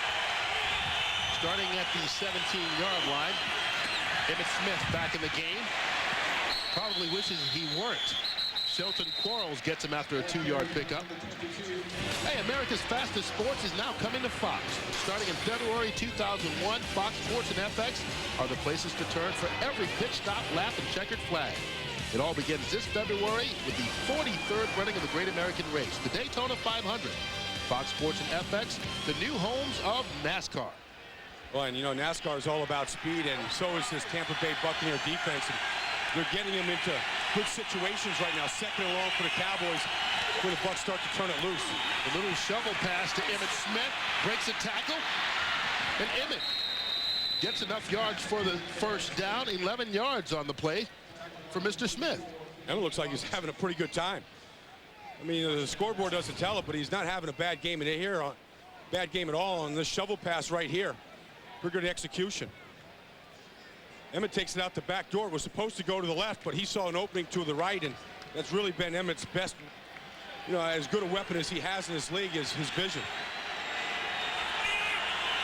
Always carrying that ball in the left hand, using the right hand as a weapon. He carries it in the left hand again, out to the 37-yard line, a gain of 6. Damian Robinson brings him down.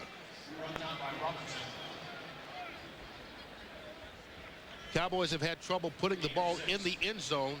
You see the last 33 drives, which covers 2 games and half today, only 1 touchdown scored by the offense. Yeah, you're right, Kurt. I mean, they go back last week and they kicked 3 field goals in the first half. They were shut out against the Baltimore Ravens. It's been tough finishing drives, and that's where they missed their playmakers. Guys that they brought in like Galloway and Ishmael that can make a play for them. Michael Wiley now in for Emmitt Smith. Quick pass, incomplete. Intended for James McKnight. We send it out to L.A. and James Brown for an update.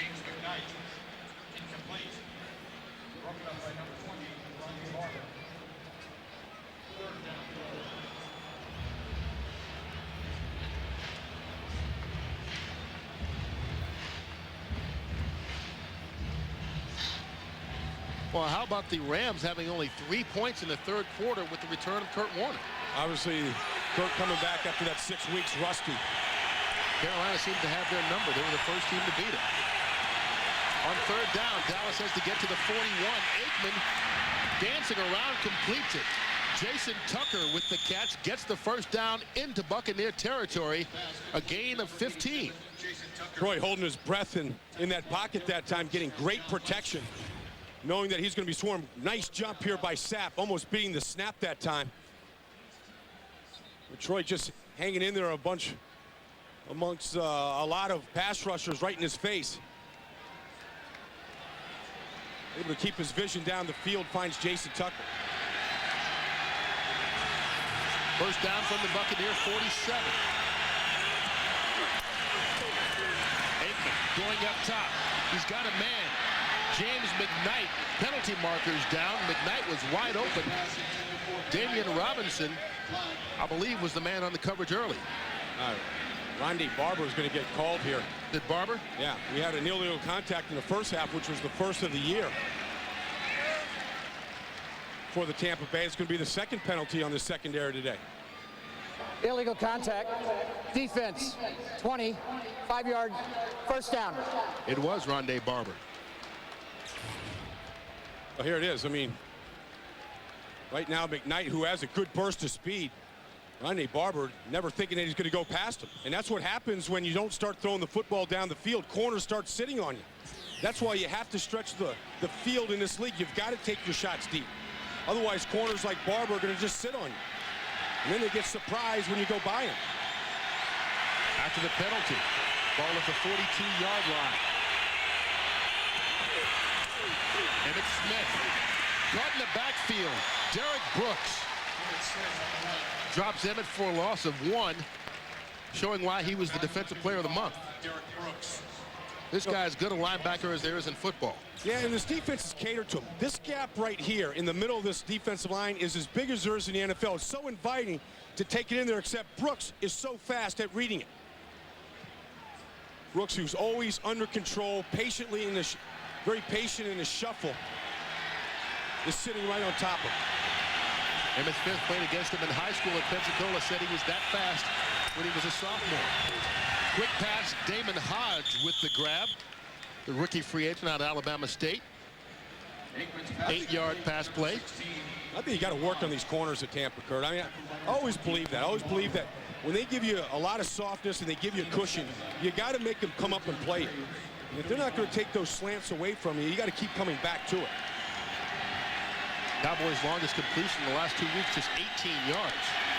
And that was a pitch and catch. So they haven't been stretching the defense much. They need to here on 3rd and 3. They've got to get the 32 for the first. Aikman gets rid of it, hit immediately, and the ball falls incomplete. Wayne McGarity, his intended receiver, but Aikman was leveled right after he got rid of the ball by Anthony McFarland. I think they're in 4-down territory right here, down 20-0. They have to go for it on 4th down. Here's the relentless pressure, this time from McFarland, who's been outstanding in his 2nd season. 6.5 sacks already for McFarland this year. But more important than sacks to this defense is pressures. Pressures like you just saw there, forcing Aikman to throw a bad ball. On 4th down and 3, once again, they need the 32-yard line. Michael Wiley in it, running back. Aikman dumps it off to Wiley out of the backfield. He's running, gets the first down. Forced out of bounds by Chidi Ahanotu, but he picked up 3.5 and got the Cowboy first. Wiley, a pretty good safety valve on that play. Chidi Ahanotu, the defensive end, is going to drop out here. Is going to cover him. You don't see that much. Defensive ends dropping and then running almost stride for stride with the tailback. That's the type of speed this team has. As you mentioned, Wiley, another young guy getting an opportunity to show what he can do. Their 5th-round pick out of Ohio State. Well, here's the Cowboys driving again, because they drove at the end of the first half, missed a field goal, and they're moving the football here again. From the 31. Aikman going up top. Boy, a little confusion there. Ball intended for James McKnight. McKnight stopped running. Safety valve for that time for Troy Aikman is Larry Allen, who pulls out. Going this way to his right. He's going to be set up shop right in front of Troy. But Sapp got such quick penetration against Ben Fricke in there that Allen never had a chance to even see him. This shot was right on Troy's knees, too. AstroTurf, you probably get that foot stuck underneath you and you can't get it out in time. Beauty of natural grass. Yeah. Falls simply for an incompletion. Aikman still in there on 2nd and 10. Jackie Harris in motion. Aikman out of the backfield. That's Robert Thomas, the fullback. He can't haul it in. Falls incomplete. You mentioned that the Cowboys' longest completion the last 2 weeks was 18 yards to James McKnight. And I think right here, I mean, you got to take a shot deep. 2nd down, you have to take a shot deep. 3rd down right here, you got to start looking towards the end zone.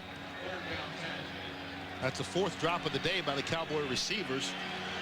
Aikman 12 of 24 passing, 101 yards and an interception. Coaches start rubbing that forehead like that, like Dave Campo. They're trying to search for answers. Damon Hodge goes in motion. They need the 21 for the first. Aikman going that way, gets the first down and then some. James McKnight down to the 15-yard line, a gain of 16, and another Dallas first down. Cowboys with their deepest penetration of the day. Nice, again, nice protection by this Cowboy offensive line. You see McKnight just sitting down in the hole here. Runs the corner off that time, or the safety off that time, Dexter Jackson, who's in there right now, and the nickel back. Found a nice window of opportunity and hit it. Emmett Smith slips a few tackles, gets positive yardage all the way down to the 6-yard line. John Lynch with the tackle, but 10 more yards for Emmett. Let's watch Larry Allen pull out this time, and the speed is a blur to him.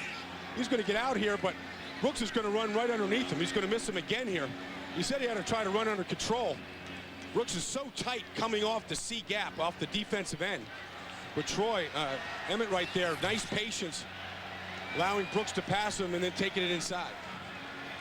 They're going to bring this out for a measurement to make sure he got the first down. And he did. It'll be first and goal from the 6. Emmett was 65 yards rushing on 15 carries, needed 93 coming into this game to get 1,000 on the season. This area of the field where you love to find a tight end, Kurt. Something the Cowboys have not done a lot of this season. Got both LaFleur and Harrison here on the right side. The power right formation. 14th play of the drive. First and goal from the 6. Emmett Smith. Nowhere. Picks up 2 yards. John Lynch in on the tackle, along with Rondé Barber. You'd love to be able to run the football down here, and if you've got a guy like Allen at left guard, you want to pull him and put some power up into the hole. Again, you're going to see Allen here. Just a lot of traffic inside, but just the size of his body there creates just a little bit of a lane. Dave Campo relying on his old veterans to try and get the Cowboys on the scoreboard. Emmett alone in the backfield. Second and goal from the 4. Robert Smith, the fullback, spreads out wide to the right. Emmett gets the carry, though, into the end zone. Touchdown, Dallas Cowboys. A nice job of spreading him out, Kurt, and then hitting Emmett right up the middle behind Ben Fricky. The new center taking over for Stepnowski. Here's the spread formation. You're going to take Robert Thomas out this way, opening up a big area there in Tampa Bay. Good trap play that time by Larry Allen. Again, running right behind Allen on the trap. The NFL's career rushing touchdown leader adds another to his repertoire. There's under his left arm off the field, too. The extra point. Tim Cedar gets it, and the Cowboys march 82 yards in just under 7 minutes to get their first score of the game and cut it to 13. 前はファンにプレゼントしたらその分は自分でお金払いなさいなんていうバッキも入りますよ。ああ、そうなるほどね。ファンにあげるの。なるほど。Emmitt Smith trying to become just the second man to have 1,000 yards 10 consecutive season, and only the third in history to rush for 15,000 in a career. Close to both those milestones today, or with a shot at him at least. Not bad for a guy that everybody said was too slow and too small to play in this league, huh, Kurt? Drafted out of the University of Florida. I remember just talking to him yesterday. He said he's so frustrated because they're not throwing the ball to him this year. And he thinks that he can be a great weapon coming out of the backfield, and I agree with him. Micah Nora with the kickoff. Frank Murphy taking it at the 2-yard line. Watch out. Not going to get much farther. Wrapped up by Chris Brazel. The Cowboys suddenly springing to life, down 20-7, stopping the Bucs deep in their own territory. ノーラはユータステイツですね。ああ、そうです。モルモン教のところ。マイカは古いのバイブルの名前です。ああ、そうなんですか。多分そうと思います。George Hegeman now in at left tackle, the former Cowboy. In that rotation with Pete Pearson, they kind of alternate series. Right now it's Hegeman's turn on first down from the 7. Warwick Dunn fights his way out for a 6-yard pickup. Darren Hambrick with the tackle. George Hageman's in there. I mean, he's sort of a more of a run-blocking guy at left tackle. Pete Pearson better at pass protection down here in their end of the zone. They'd love to be able to run the football out of here. But regardless, it's taken two guys here in this Tampa Bay offense to replace Paul Gruber, who they honored at halftime for a great dozen years of service here. Some good years, some bad years, but steady at left tackle for Tampa for a dozen years. Warwick Dunn with the carry again. Out to the 18-yard line, a gain of 5. Yeah, at halftime today, Paul Gruber was honored with his family in front of the Raymond James Stadium.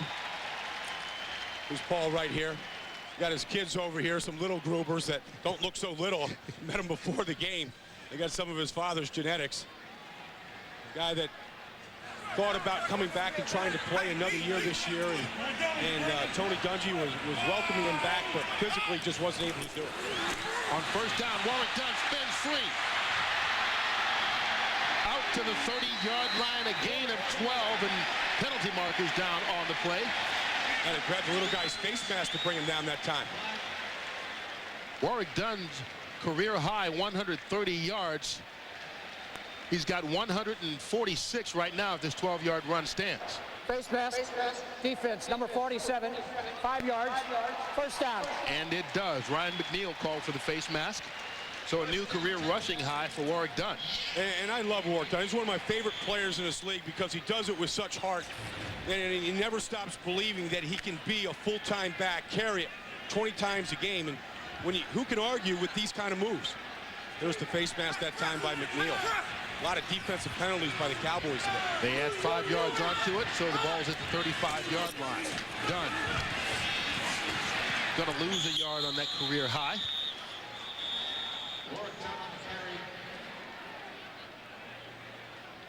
Like he's greased up with Vaseline here. I mean, you can't grab him. You're in the backfield. First of all, you can't see him. Then if you can see him, you can't grab him. And then if you do grab him, you got to grab something that you can actually hold on to, like a face mask. Just hold on and ride. Yeah. It's about the only way they can get him down this afternoon. You know, last year he had a lot of different injuries, Kurt, and it was frustrating for him. He'd never been injured at Florida State in high school and didn't really know how to handle it. This year, much healthier and looking strong for the stretch run. Sean King rolling out. Throws the ball out of bounds, incomplete. Jaquez Green, the nearest receiver. Sean King just 5 of 9 on the day for 26 yards passing. And, you know, the Buccaneers won last week, but they only had 66 net yard passing. The week before they lost in Chicago, only had 91 yards passing. So getting the ball through the air has been a problem, not just to Keyshawn. No question about it. And Sean looking at the play calls on his arm, and a lot of people thought it was the 31 points they scored last week was because Warren Sapp kind of shook some things up, saying that they had to get some things straight in the offensive game planning, but really, offensively, they didn't play great last week. They just didn't turn the ball over and beat themselves. That's the best thing they did. They've got to get to the 45 for the first down here. King flushed out of the pocket, throws in the direction of Keyshawn Johnson, falls incomplete. Ryan McNeil in there to bust it up. Look, it's 20-7 in this game, and the Cowboys just took the length of the field and awfully quiet in the stadium, and it does not look like a playoff offense here. And first of all, that's just a wing and a prayer. That's the last thing that Les Steckel wants to see Sean King do, throw it up in the air like that. Penalty markers down before the punt got off. Going to be a false start against the Buccaneers. Well, the danger in a tight game with this type of offense right now is it's too easy to game plan, Kurt. Yeah. Who do you worry about? Who is it that you want to shut down? I mean, you can stack the line and stop Warwick Dunn, and if you do, then how is Sean King going to hurt you right now with those kind of throws? 5 of 10, 26 yards. Doing no damage. Thrown for under 200 yards. Combined. Yeah, the last 2 weeks. And then today, under 300 yards for 3 weeks now combined. Ball start. Offense, 87. 5-yard penalty. Still fourth down. On Frank Murphy. Back him up 5 more. And all of a sudden, the Cowboys, who were left for dead at 20-0 at halftime, score on their first possession here of the second half and going to get the ball back with what you would guess would be pretty good field position to start their second possession. Tampa Bay right now is just lethargic. Lethargic coming out of the tunnel here to start the second half. And when you're ahead 20-0, that can happen. But playoff teams that are supposed to play with hunger, you know, and with a purpose this time of the year, they've lost a little of that here today. Royals with the punt to Wayne McGarity. Cover this punt very well either. From the 26, McGarity with an 8-yard return out to the 34-yard line after the 45-yard punt. Cowboys start from there. 4ヤードのタッチダウンランがありまして20対7。まあずっとタンパベイペースですけれども、まだまだの13点。This beautiful shot from high above Raymond James Stadium here in Tampa, brought to you by Budweiser.com, the airship. Budweiser, an official sponsor of the NFL. Not a blimp, Hunker, just an airship. It's an airship. What's the difference? The difference is a blimp starts with a B and an airship starts with an A. Is there as much hot air in the blimp as there is in the airship? I could make a comment about hot air, but not stay away from that.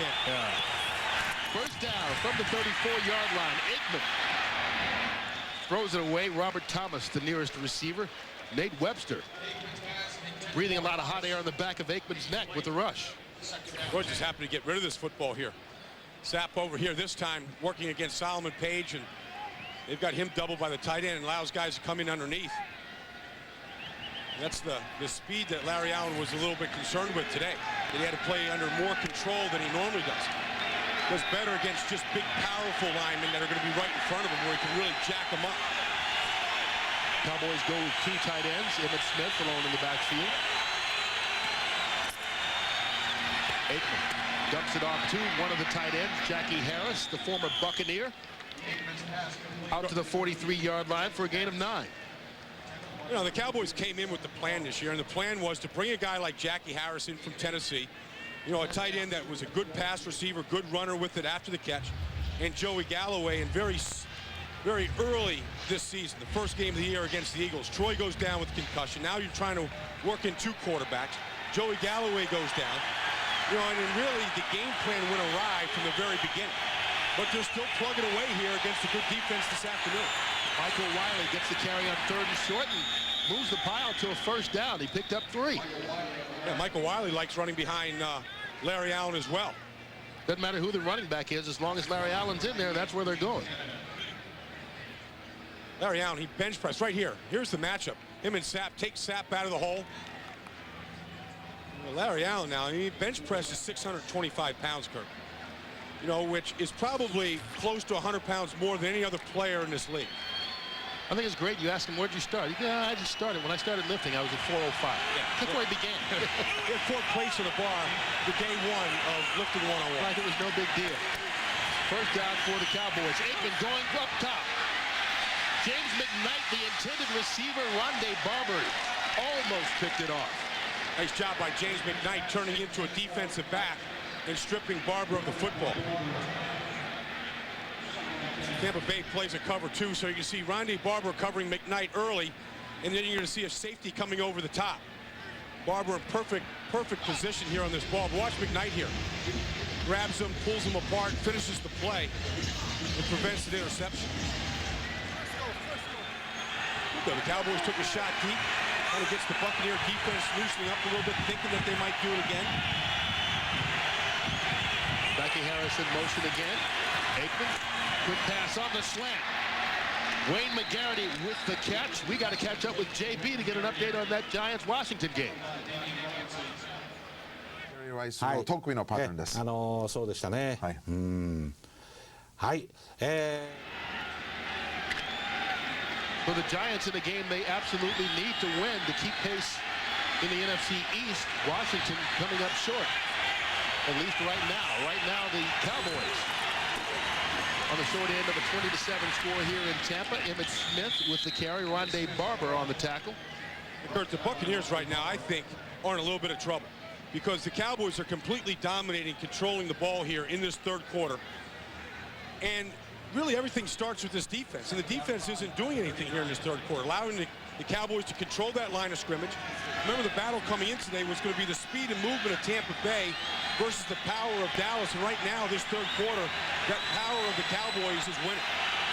It's like the Cowboys kind of withstood the charge there at the beginning. Seem to be getting momentum on their side. Emmitt Smith down to the 32-yard line. Another first down for the Cowboys. And that most likely will be the final play of the third quarter. First down, Dallas. John Lynch on the tackle. But the Cowboys getting something going with the ball at the 32-yard line, trailing 20-7. Fox NFL Sunday will continue after word from their local Fox station.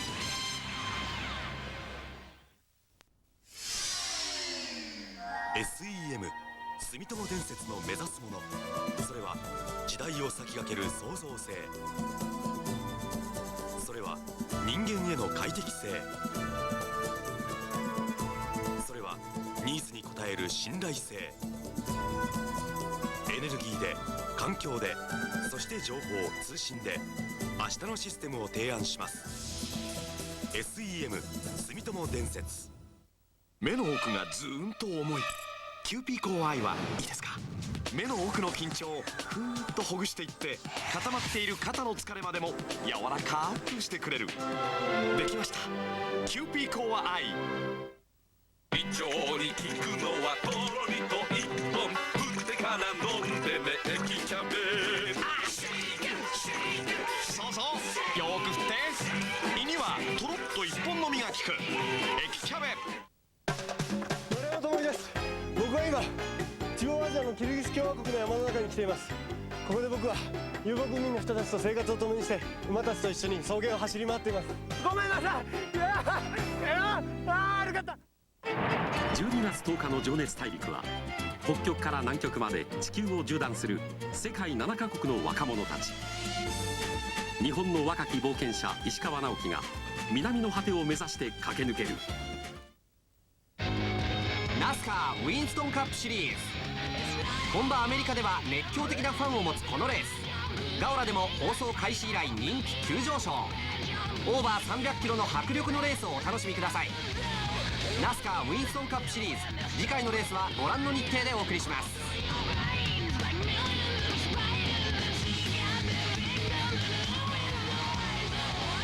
ナスカーウィンストンカップシリーズ、お楽しみに。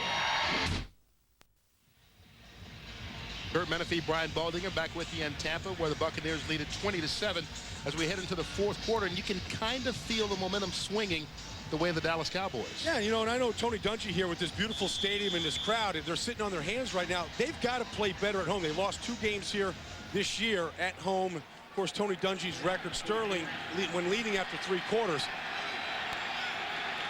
31-3 going into the fourth quarter with the lead in his career here in Tampa. But the Cowboys have it first down at the 33 right now. Aikman over the middle, ball caught. Wayne McGarity all the way down to the 11-yard line, a gain of 22. Give Troy Aikman time. He's still one of the more accurate guys in this league. You said coming in today, Kurt, the last 2 weeks completing almost 70% of his passes. McGarity's going to come over the middle, but look at the protection he gets up front. There's McGarity coming underneath.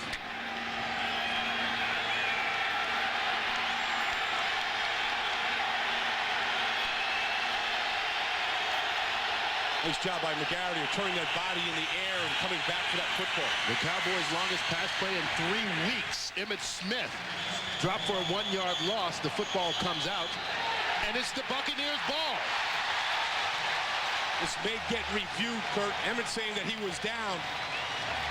Brian Kelly is the guy who recovered. Emmitt hasn't moved. He's saying that he was down. He fumbled last week when he was knocked out during his first concussion in the NFL. Emmitt Smith, not known as a guy who puts the ball on the ground a lot. They say he did there. いや今のはね、せっかくダラスいいところへ攻め込んできたと思ったらね、これは痛いな。Derek Brooks here played against Emmitt Smith in high school. He forced a fumble last week against Buffalo. He does the same thing to Emmitt right here. That ball is out, and Emmitt's knee not all the way on the ground yet. Good call by the official and not challenged by the Cowboys. The 4th turnover of the day for Dallas. Warwick Dunn. Pickup of 3 yards on the play. Boy, the Cowboys all the way down to the 11-yard line trying to get back in this thing. And Emmitt Smith, of all people, the last guy you think might fumble the ball, coughs it up. He's been a sure-handed guy most of his career, although 2 weeks in a row now he's put it on the carpet. You got to give him a break. Last week he was knocked out. Come on, Baldy. Well, don't be that tough. I'm not beating the guy up on it. But I mean, you know, that's what's been the story of the Cowboys here, not just today, but all season. Not able to finish drives when they get the opportunity.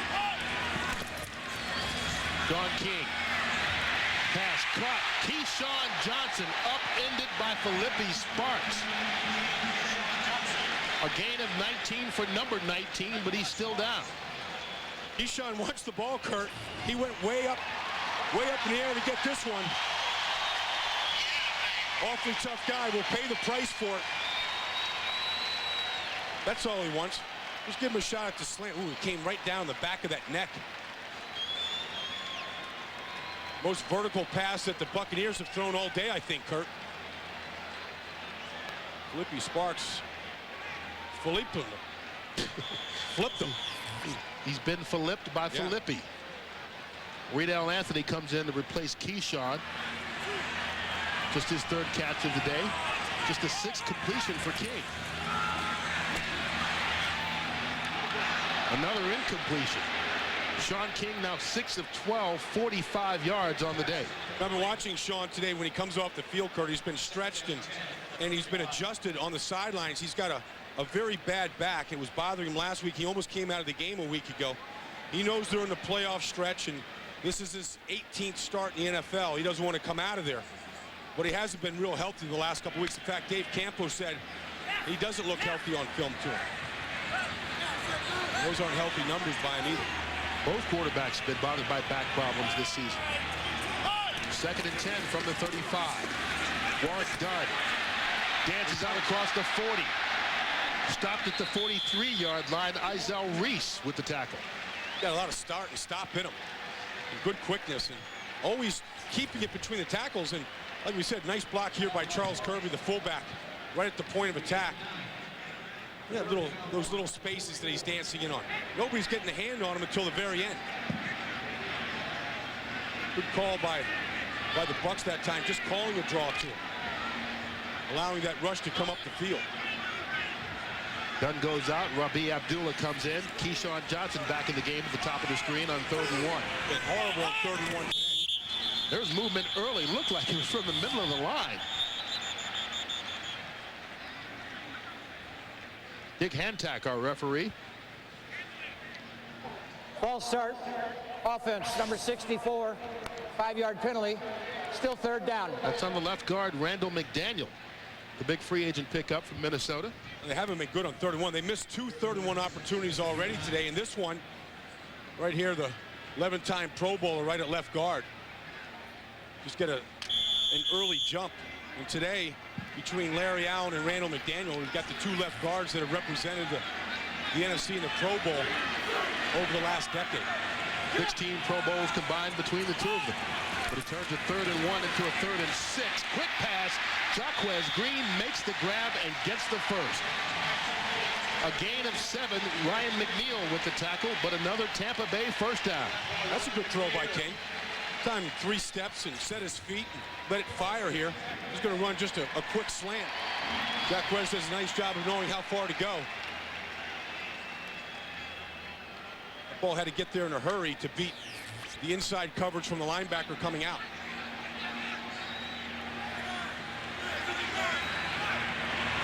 Green and Keyshawn at the top of the screen. King with a handoff. Warwick Dunn into open territory. Makes a move. Finally brought down from behind by Darren Hambrick, but credit him with a 34-yard run. That's the 2nd home run we've seen Warwick hit today. And that was all him. That was just his vision. The play was designed to go to the right. Nice job here by Dave Moore. Knocking the end, Greg Ellis in, and Warwick Dunn saw it off the back door. This is how he scored last week against Buffalo. The key is that there was no penetration at the line of scrimmage. So the cut he was able to make at full speed, he had no interference in front of him. Warwick Dunn, 16 carries, 191 yards rushing. Going to lose a couple of those thanks to Dat Nguyen. But the Cowboys, who've given up a couple of 200-yard games this season, being taken advantage of by the Buccaneers running game right now.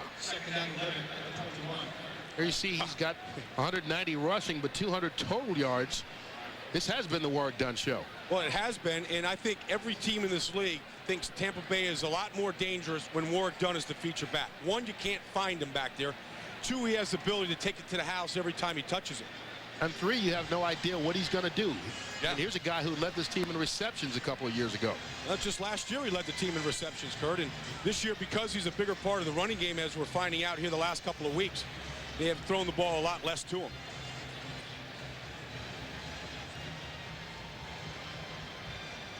Izell Reese, the Cowboy, that was injured on the play, but you see him jogging off under his own power. Cowboys thin there in the secondary. Izell Reese taking over. Jerry Jones on the sideline to greet him. That's a welcoming committee, having your owner over there.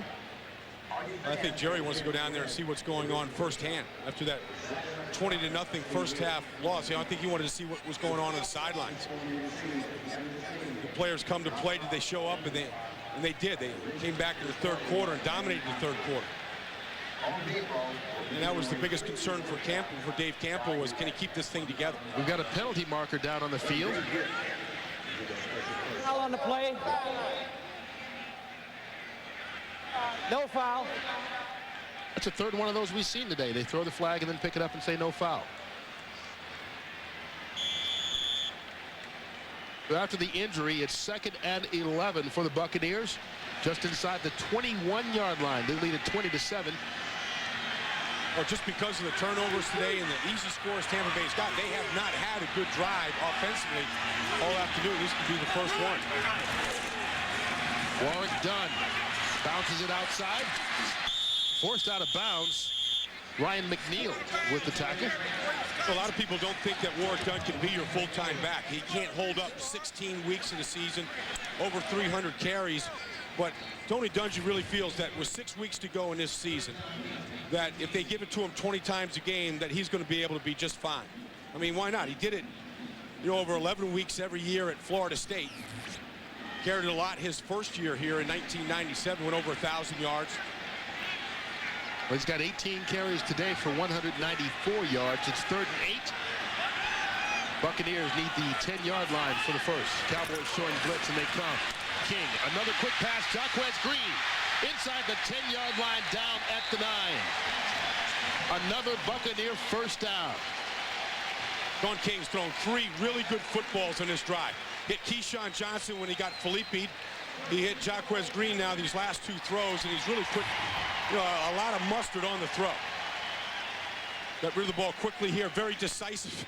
He had to watch out for the flying helmet. Pete Pearson lost his helmet, yeah. Yeah, there was no head in there, though. Jacquez needs to put that ball away. Coming across the middle, you're always going to have guys coming back in pursuit trying to strip that football. 1st and goal for the Buccaneers from the 9-yard line. Keyshawn.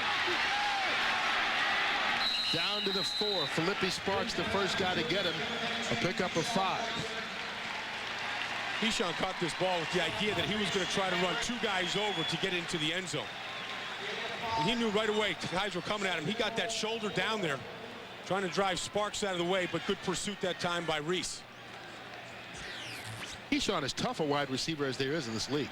One of the great things that he gives you is he gives you a physical presence. And if you're not catching the football in this league, you're going to be blocking. And he's a great blocker down the field. In fact, he said that's a problem. He goes, I'm the best blocker here. So they constantly put me in a position to shield guys and to block the force rather than be in the pattern. Keyshawn in motion right now. Warwick Dunn goes the other way, using the Keyshawn block to get into the end zone. Touchdown, Buccaneers. Back-to-back, 2 touchdown days for Warwick Dunn last week and this week. I see Keyshawn celebrating like he caught the touchdown pass with the block he just gave. Keyshawn the block right here. Got his man to the ground and sealed the corner for Warwick Dunn. Dunn likes to bounce things to the left. Well, if I'm game planning him now, it's 2 weeks in a row I've seen him bounce things out to the left side where it's not designed to go. Feels comfortable going back that direction. Martin Gramatica on for the point after. Puts the Bucs back up by 20. Warwick Dunn with the 4-yard touchdown run, his second of the day. He's got 198 yards on the ground. でもこれだけ頑張ってくれるんだったらオーストと外へ出してもね。またベルズに入りますね。シカゴ出身ですから。それをルベさん狙っておられたんですね。なるほど。じゃあ来年あたりひょっとしたらシカゴベアーズのランニング。Nice afternoon for that young man, Warwick Dunn of the Tampa Bay Buccaneers. His last touchdown put them on top, 27-7. Michael Wiley, the deep man for the Cowboys from the 3-yard line. Been a busy afternoon for the rookie. Out to the 27. Penalty marker down after the 25-yard return.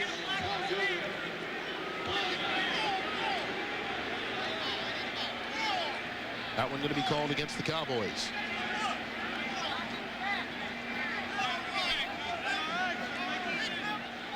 Illegal block in the back during the return by the receiver, number 58. 10-yard penalty, first down. Joe Bowden called for the penalty. Going to back the Cowboys up even more as they trail it by 20.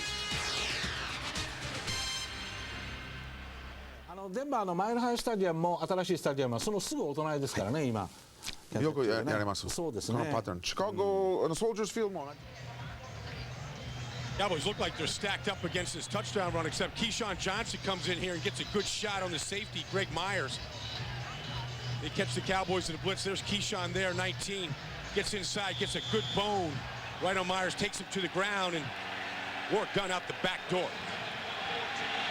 And the Cowboys making a change at quarterback. Anthony Wright taking his first NFL snap.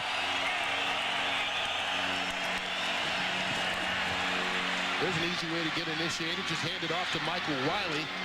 Wright, of course, in his second year out of South Carolina, just promoted off the practice squad 2 weeks ago when the Miami Dolphins tried to sign him away from Dallas. Well, he was in Pittsburgh for a couple of seasons, and the Cowboys released Clint Sterner, a guy that picked up from Arkansas and a guy they like a little bit, but Anthony Wright has a lot of the right stuff.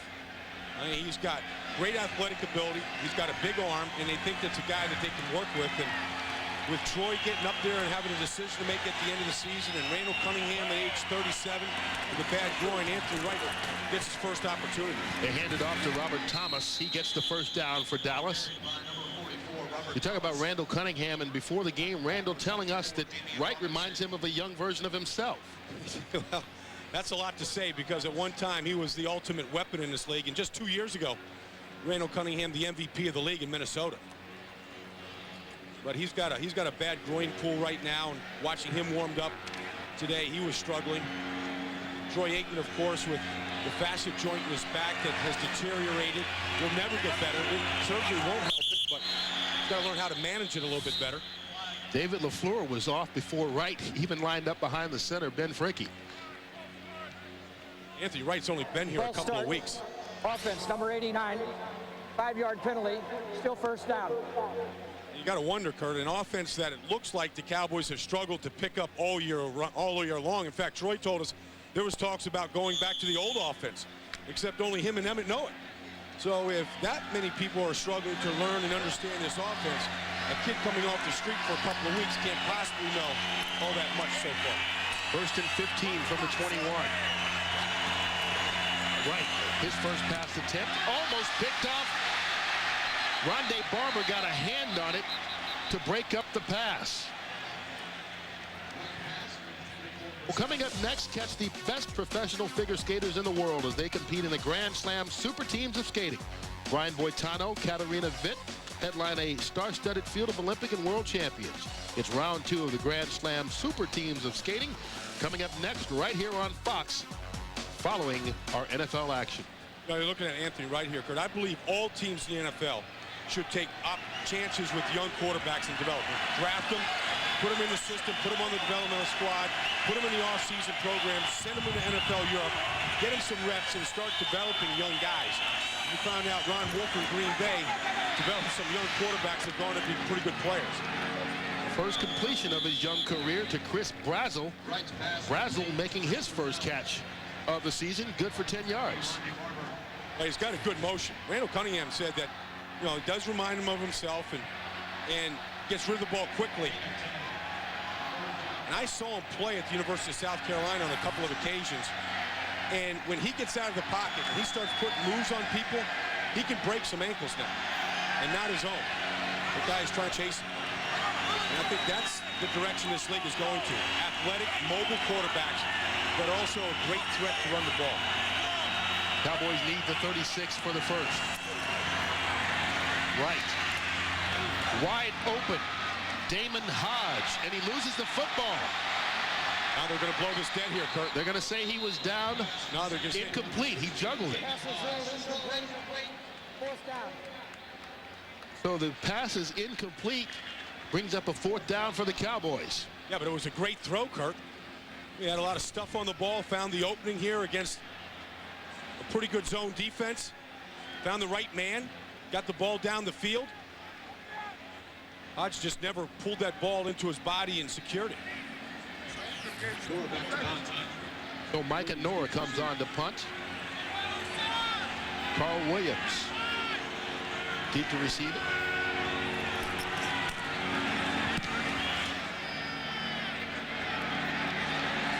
From the 35. Penalty flags down. Williams as well after the tackle by Charlie Williams.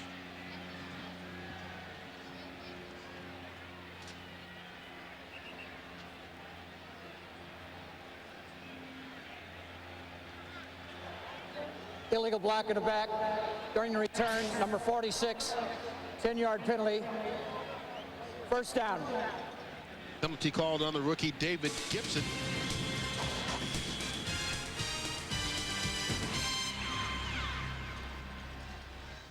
Toにかく後ろからね、illegal block in the back. illegal block. Legal block in the back がありますか? The best seat above the house today comes with special views from the Budweiser.com airship. Budweiser, an official sponsor of the National Football League. There are no bad seats in this house, Kurt. And Super Bowl 35 here at the end of January should be a good show. Buccaneers trying to become the first home team ever to play in a Super Bowl. First, they got to make the playoffs. Warwick Dunn, though, with the run, goes over the 200-yard mark in this football game. He had 198 before the carry. And he's being congratulated right now for doing that. Yeah, I mean, it's the 3rd time this year the Cowboys defense has surrendered 200 yards to a back. And as we've seen today, a lot of that is just bad tackling, just fundamentals. A lot of reasons for it. I think they really missed Randall Godfrey, who left for free agency to Tennessee, and they have never really replaced him in there. Warwick Dunn adds to that total, finding his way out to the 32-yard line for 4 more. Michael Myers on the tackle. We talked about the Bucs trying to be the first home team to get to the Super Bowl. First, they got to get to the playoffs.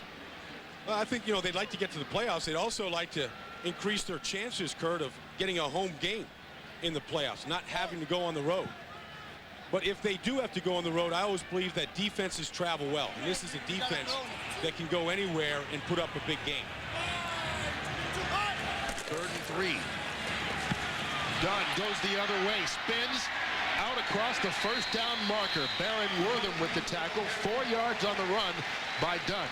But Dunn hasn't disappointed today. In fact, I think every one of his runs has had a sprinkle of magic to him today. I mean, this one designed to go to the left. You see Jeff Christie, the center, pulling. Dunn with great vision. You know, and then a whole lot of make and miss, and he's getting a standing ovation, a deserved one from this big crowd here at Raymond James. As well he should. And Allstott there as well. Allstott, the first guy to congratulate him. 209 yards rushing for Warwick Dunn.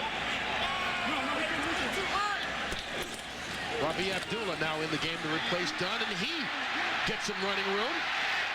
Out near the first down marker, Darren Hambrick with the tackle.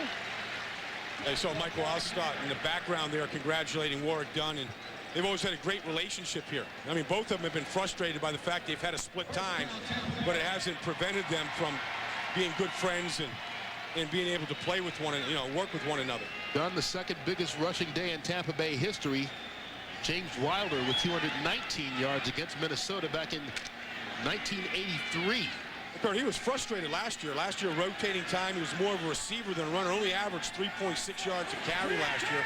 Got it well over 4 yards a carry this season. And I think the big part is he's been healthy all year. After the 10-yard gain by Abdullah, he gets the carry again, and this time stopped in the backfield. Darren Hambrick on the tackle.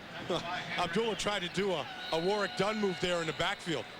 Not quite the same stop and start. We're at the 2-minute warning. Bucs up 27-7.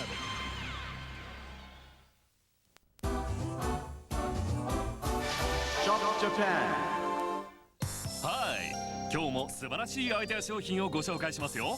早速だけどこんな経験はありませんか？真っ暗闇でスタンドのスイッチを手探り。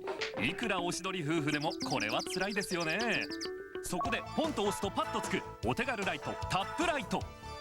手頃な大きさのどこにでも置ける照明器具です。光る面をポンと押すだけの大型スイッチだから手探り不要。しかも明かりはソフトで目に優しく、インテリア性も抜群。ちょっと手元を明るくしたい時にとても便利です。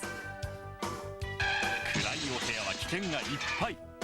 タップライトで安心してお休みください。このクローゼットのように明かりが欲しいのに何の照明器具もついていないなんてところにもタップライト。タップライトは壁掛け照明としても使えるんです。必要なところにタップライト、コンセントは不要。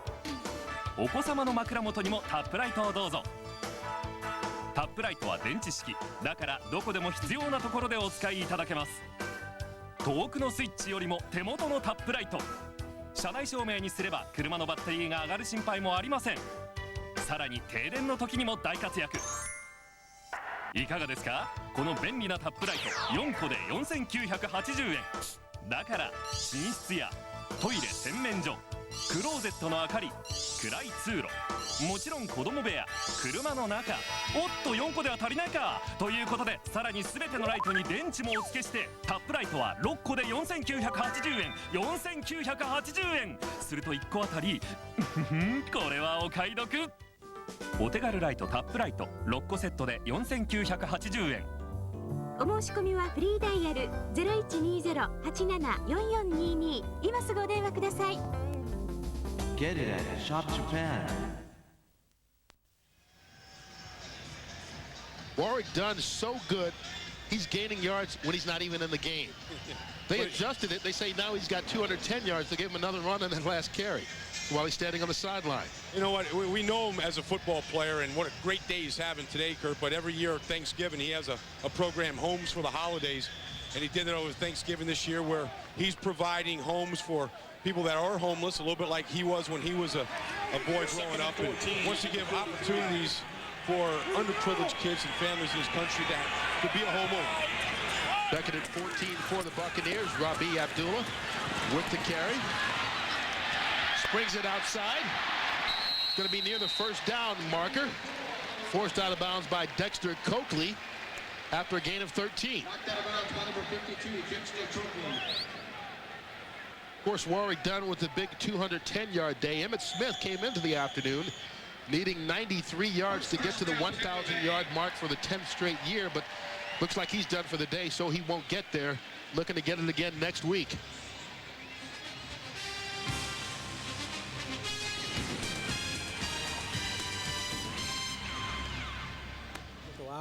まあもう一踏ん張り頑張りしないといけないですね。頑張りましょう彼が。そうですね。今年は体の調子がとっても良さそうですもんね。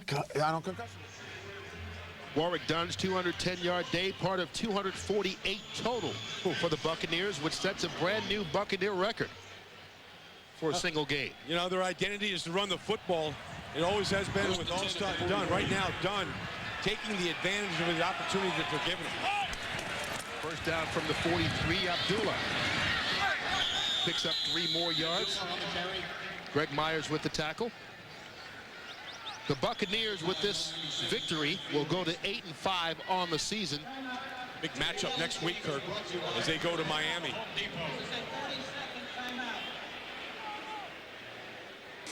Cowboys call a timeout, down by 20.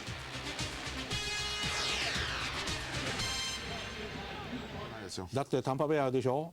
来週がマイアミでしょ。マイアミは勝ったらクリンチ。ああ、そうですね。マイアミが頑張りますね。You see the final 3 weeks for the Buccaneers. Well, a couple weeks ago, that might have looked like a really difficult schedule. Miami losing last week. St. Louis struggling now after the injury to Kurt Warner. Robbie Abdullah slips, gets it back to the line of scrimmage.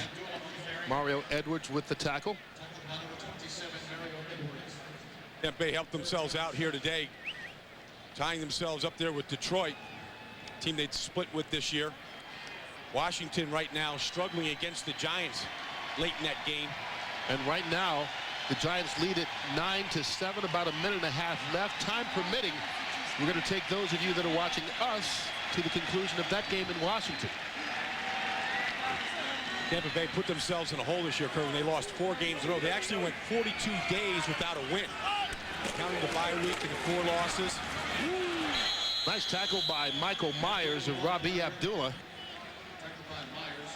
Less than a minute to play here, and you look at the Buccaneers. They won their first 3, lost 4 in a row, and now this will be their 5th win in their last 6 games. Yeah, and, you know, this is the time of the year that they play well. They expected to play well, and the big reason Tony Dungy always says to us every year is we have great weather down here. We can practice hard. We can practice well, and you know, and our performances reflect that. Don't forget, coming up next, we're going to take you to the conclusion of the Giants and Redskins, time permitting, as soon as this one hits 0, and we're almost there. Tampa Bay winning at 27-7 over the Dallas Cowboys, their first victory ever over the Cowboys.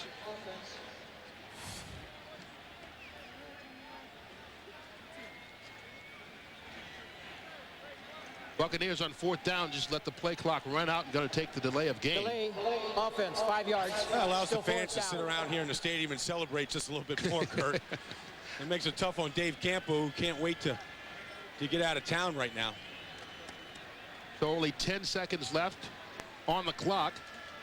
His job right now, in 1997, Kurt, they had a collapse. They lost the last 5 games of the year, and with the injuries and the tough schedule they have up, everybody they have up remaining is a playoff contending team. And he's got to keep these troops up. He doesn't want to collapse things like they did 3 years ago. Wayne McGarity back to take the punt for the Cowboys.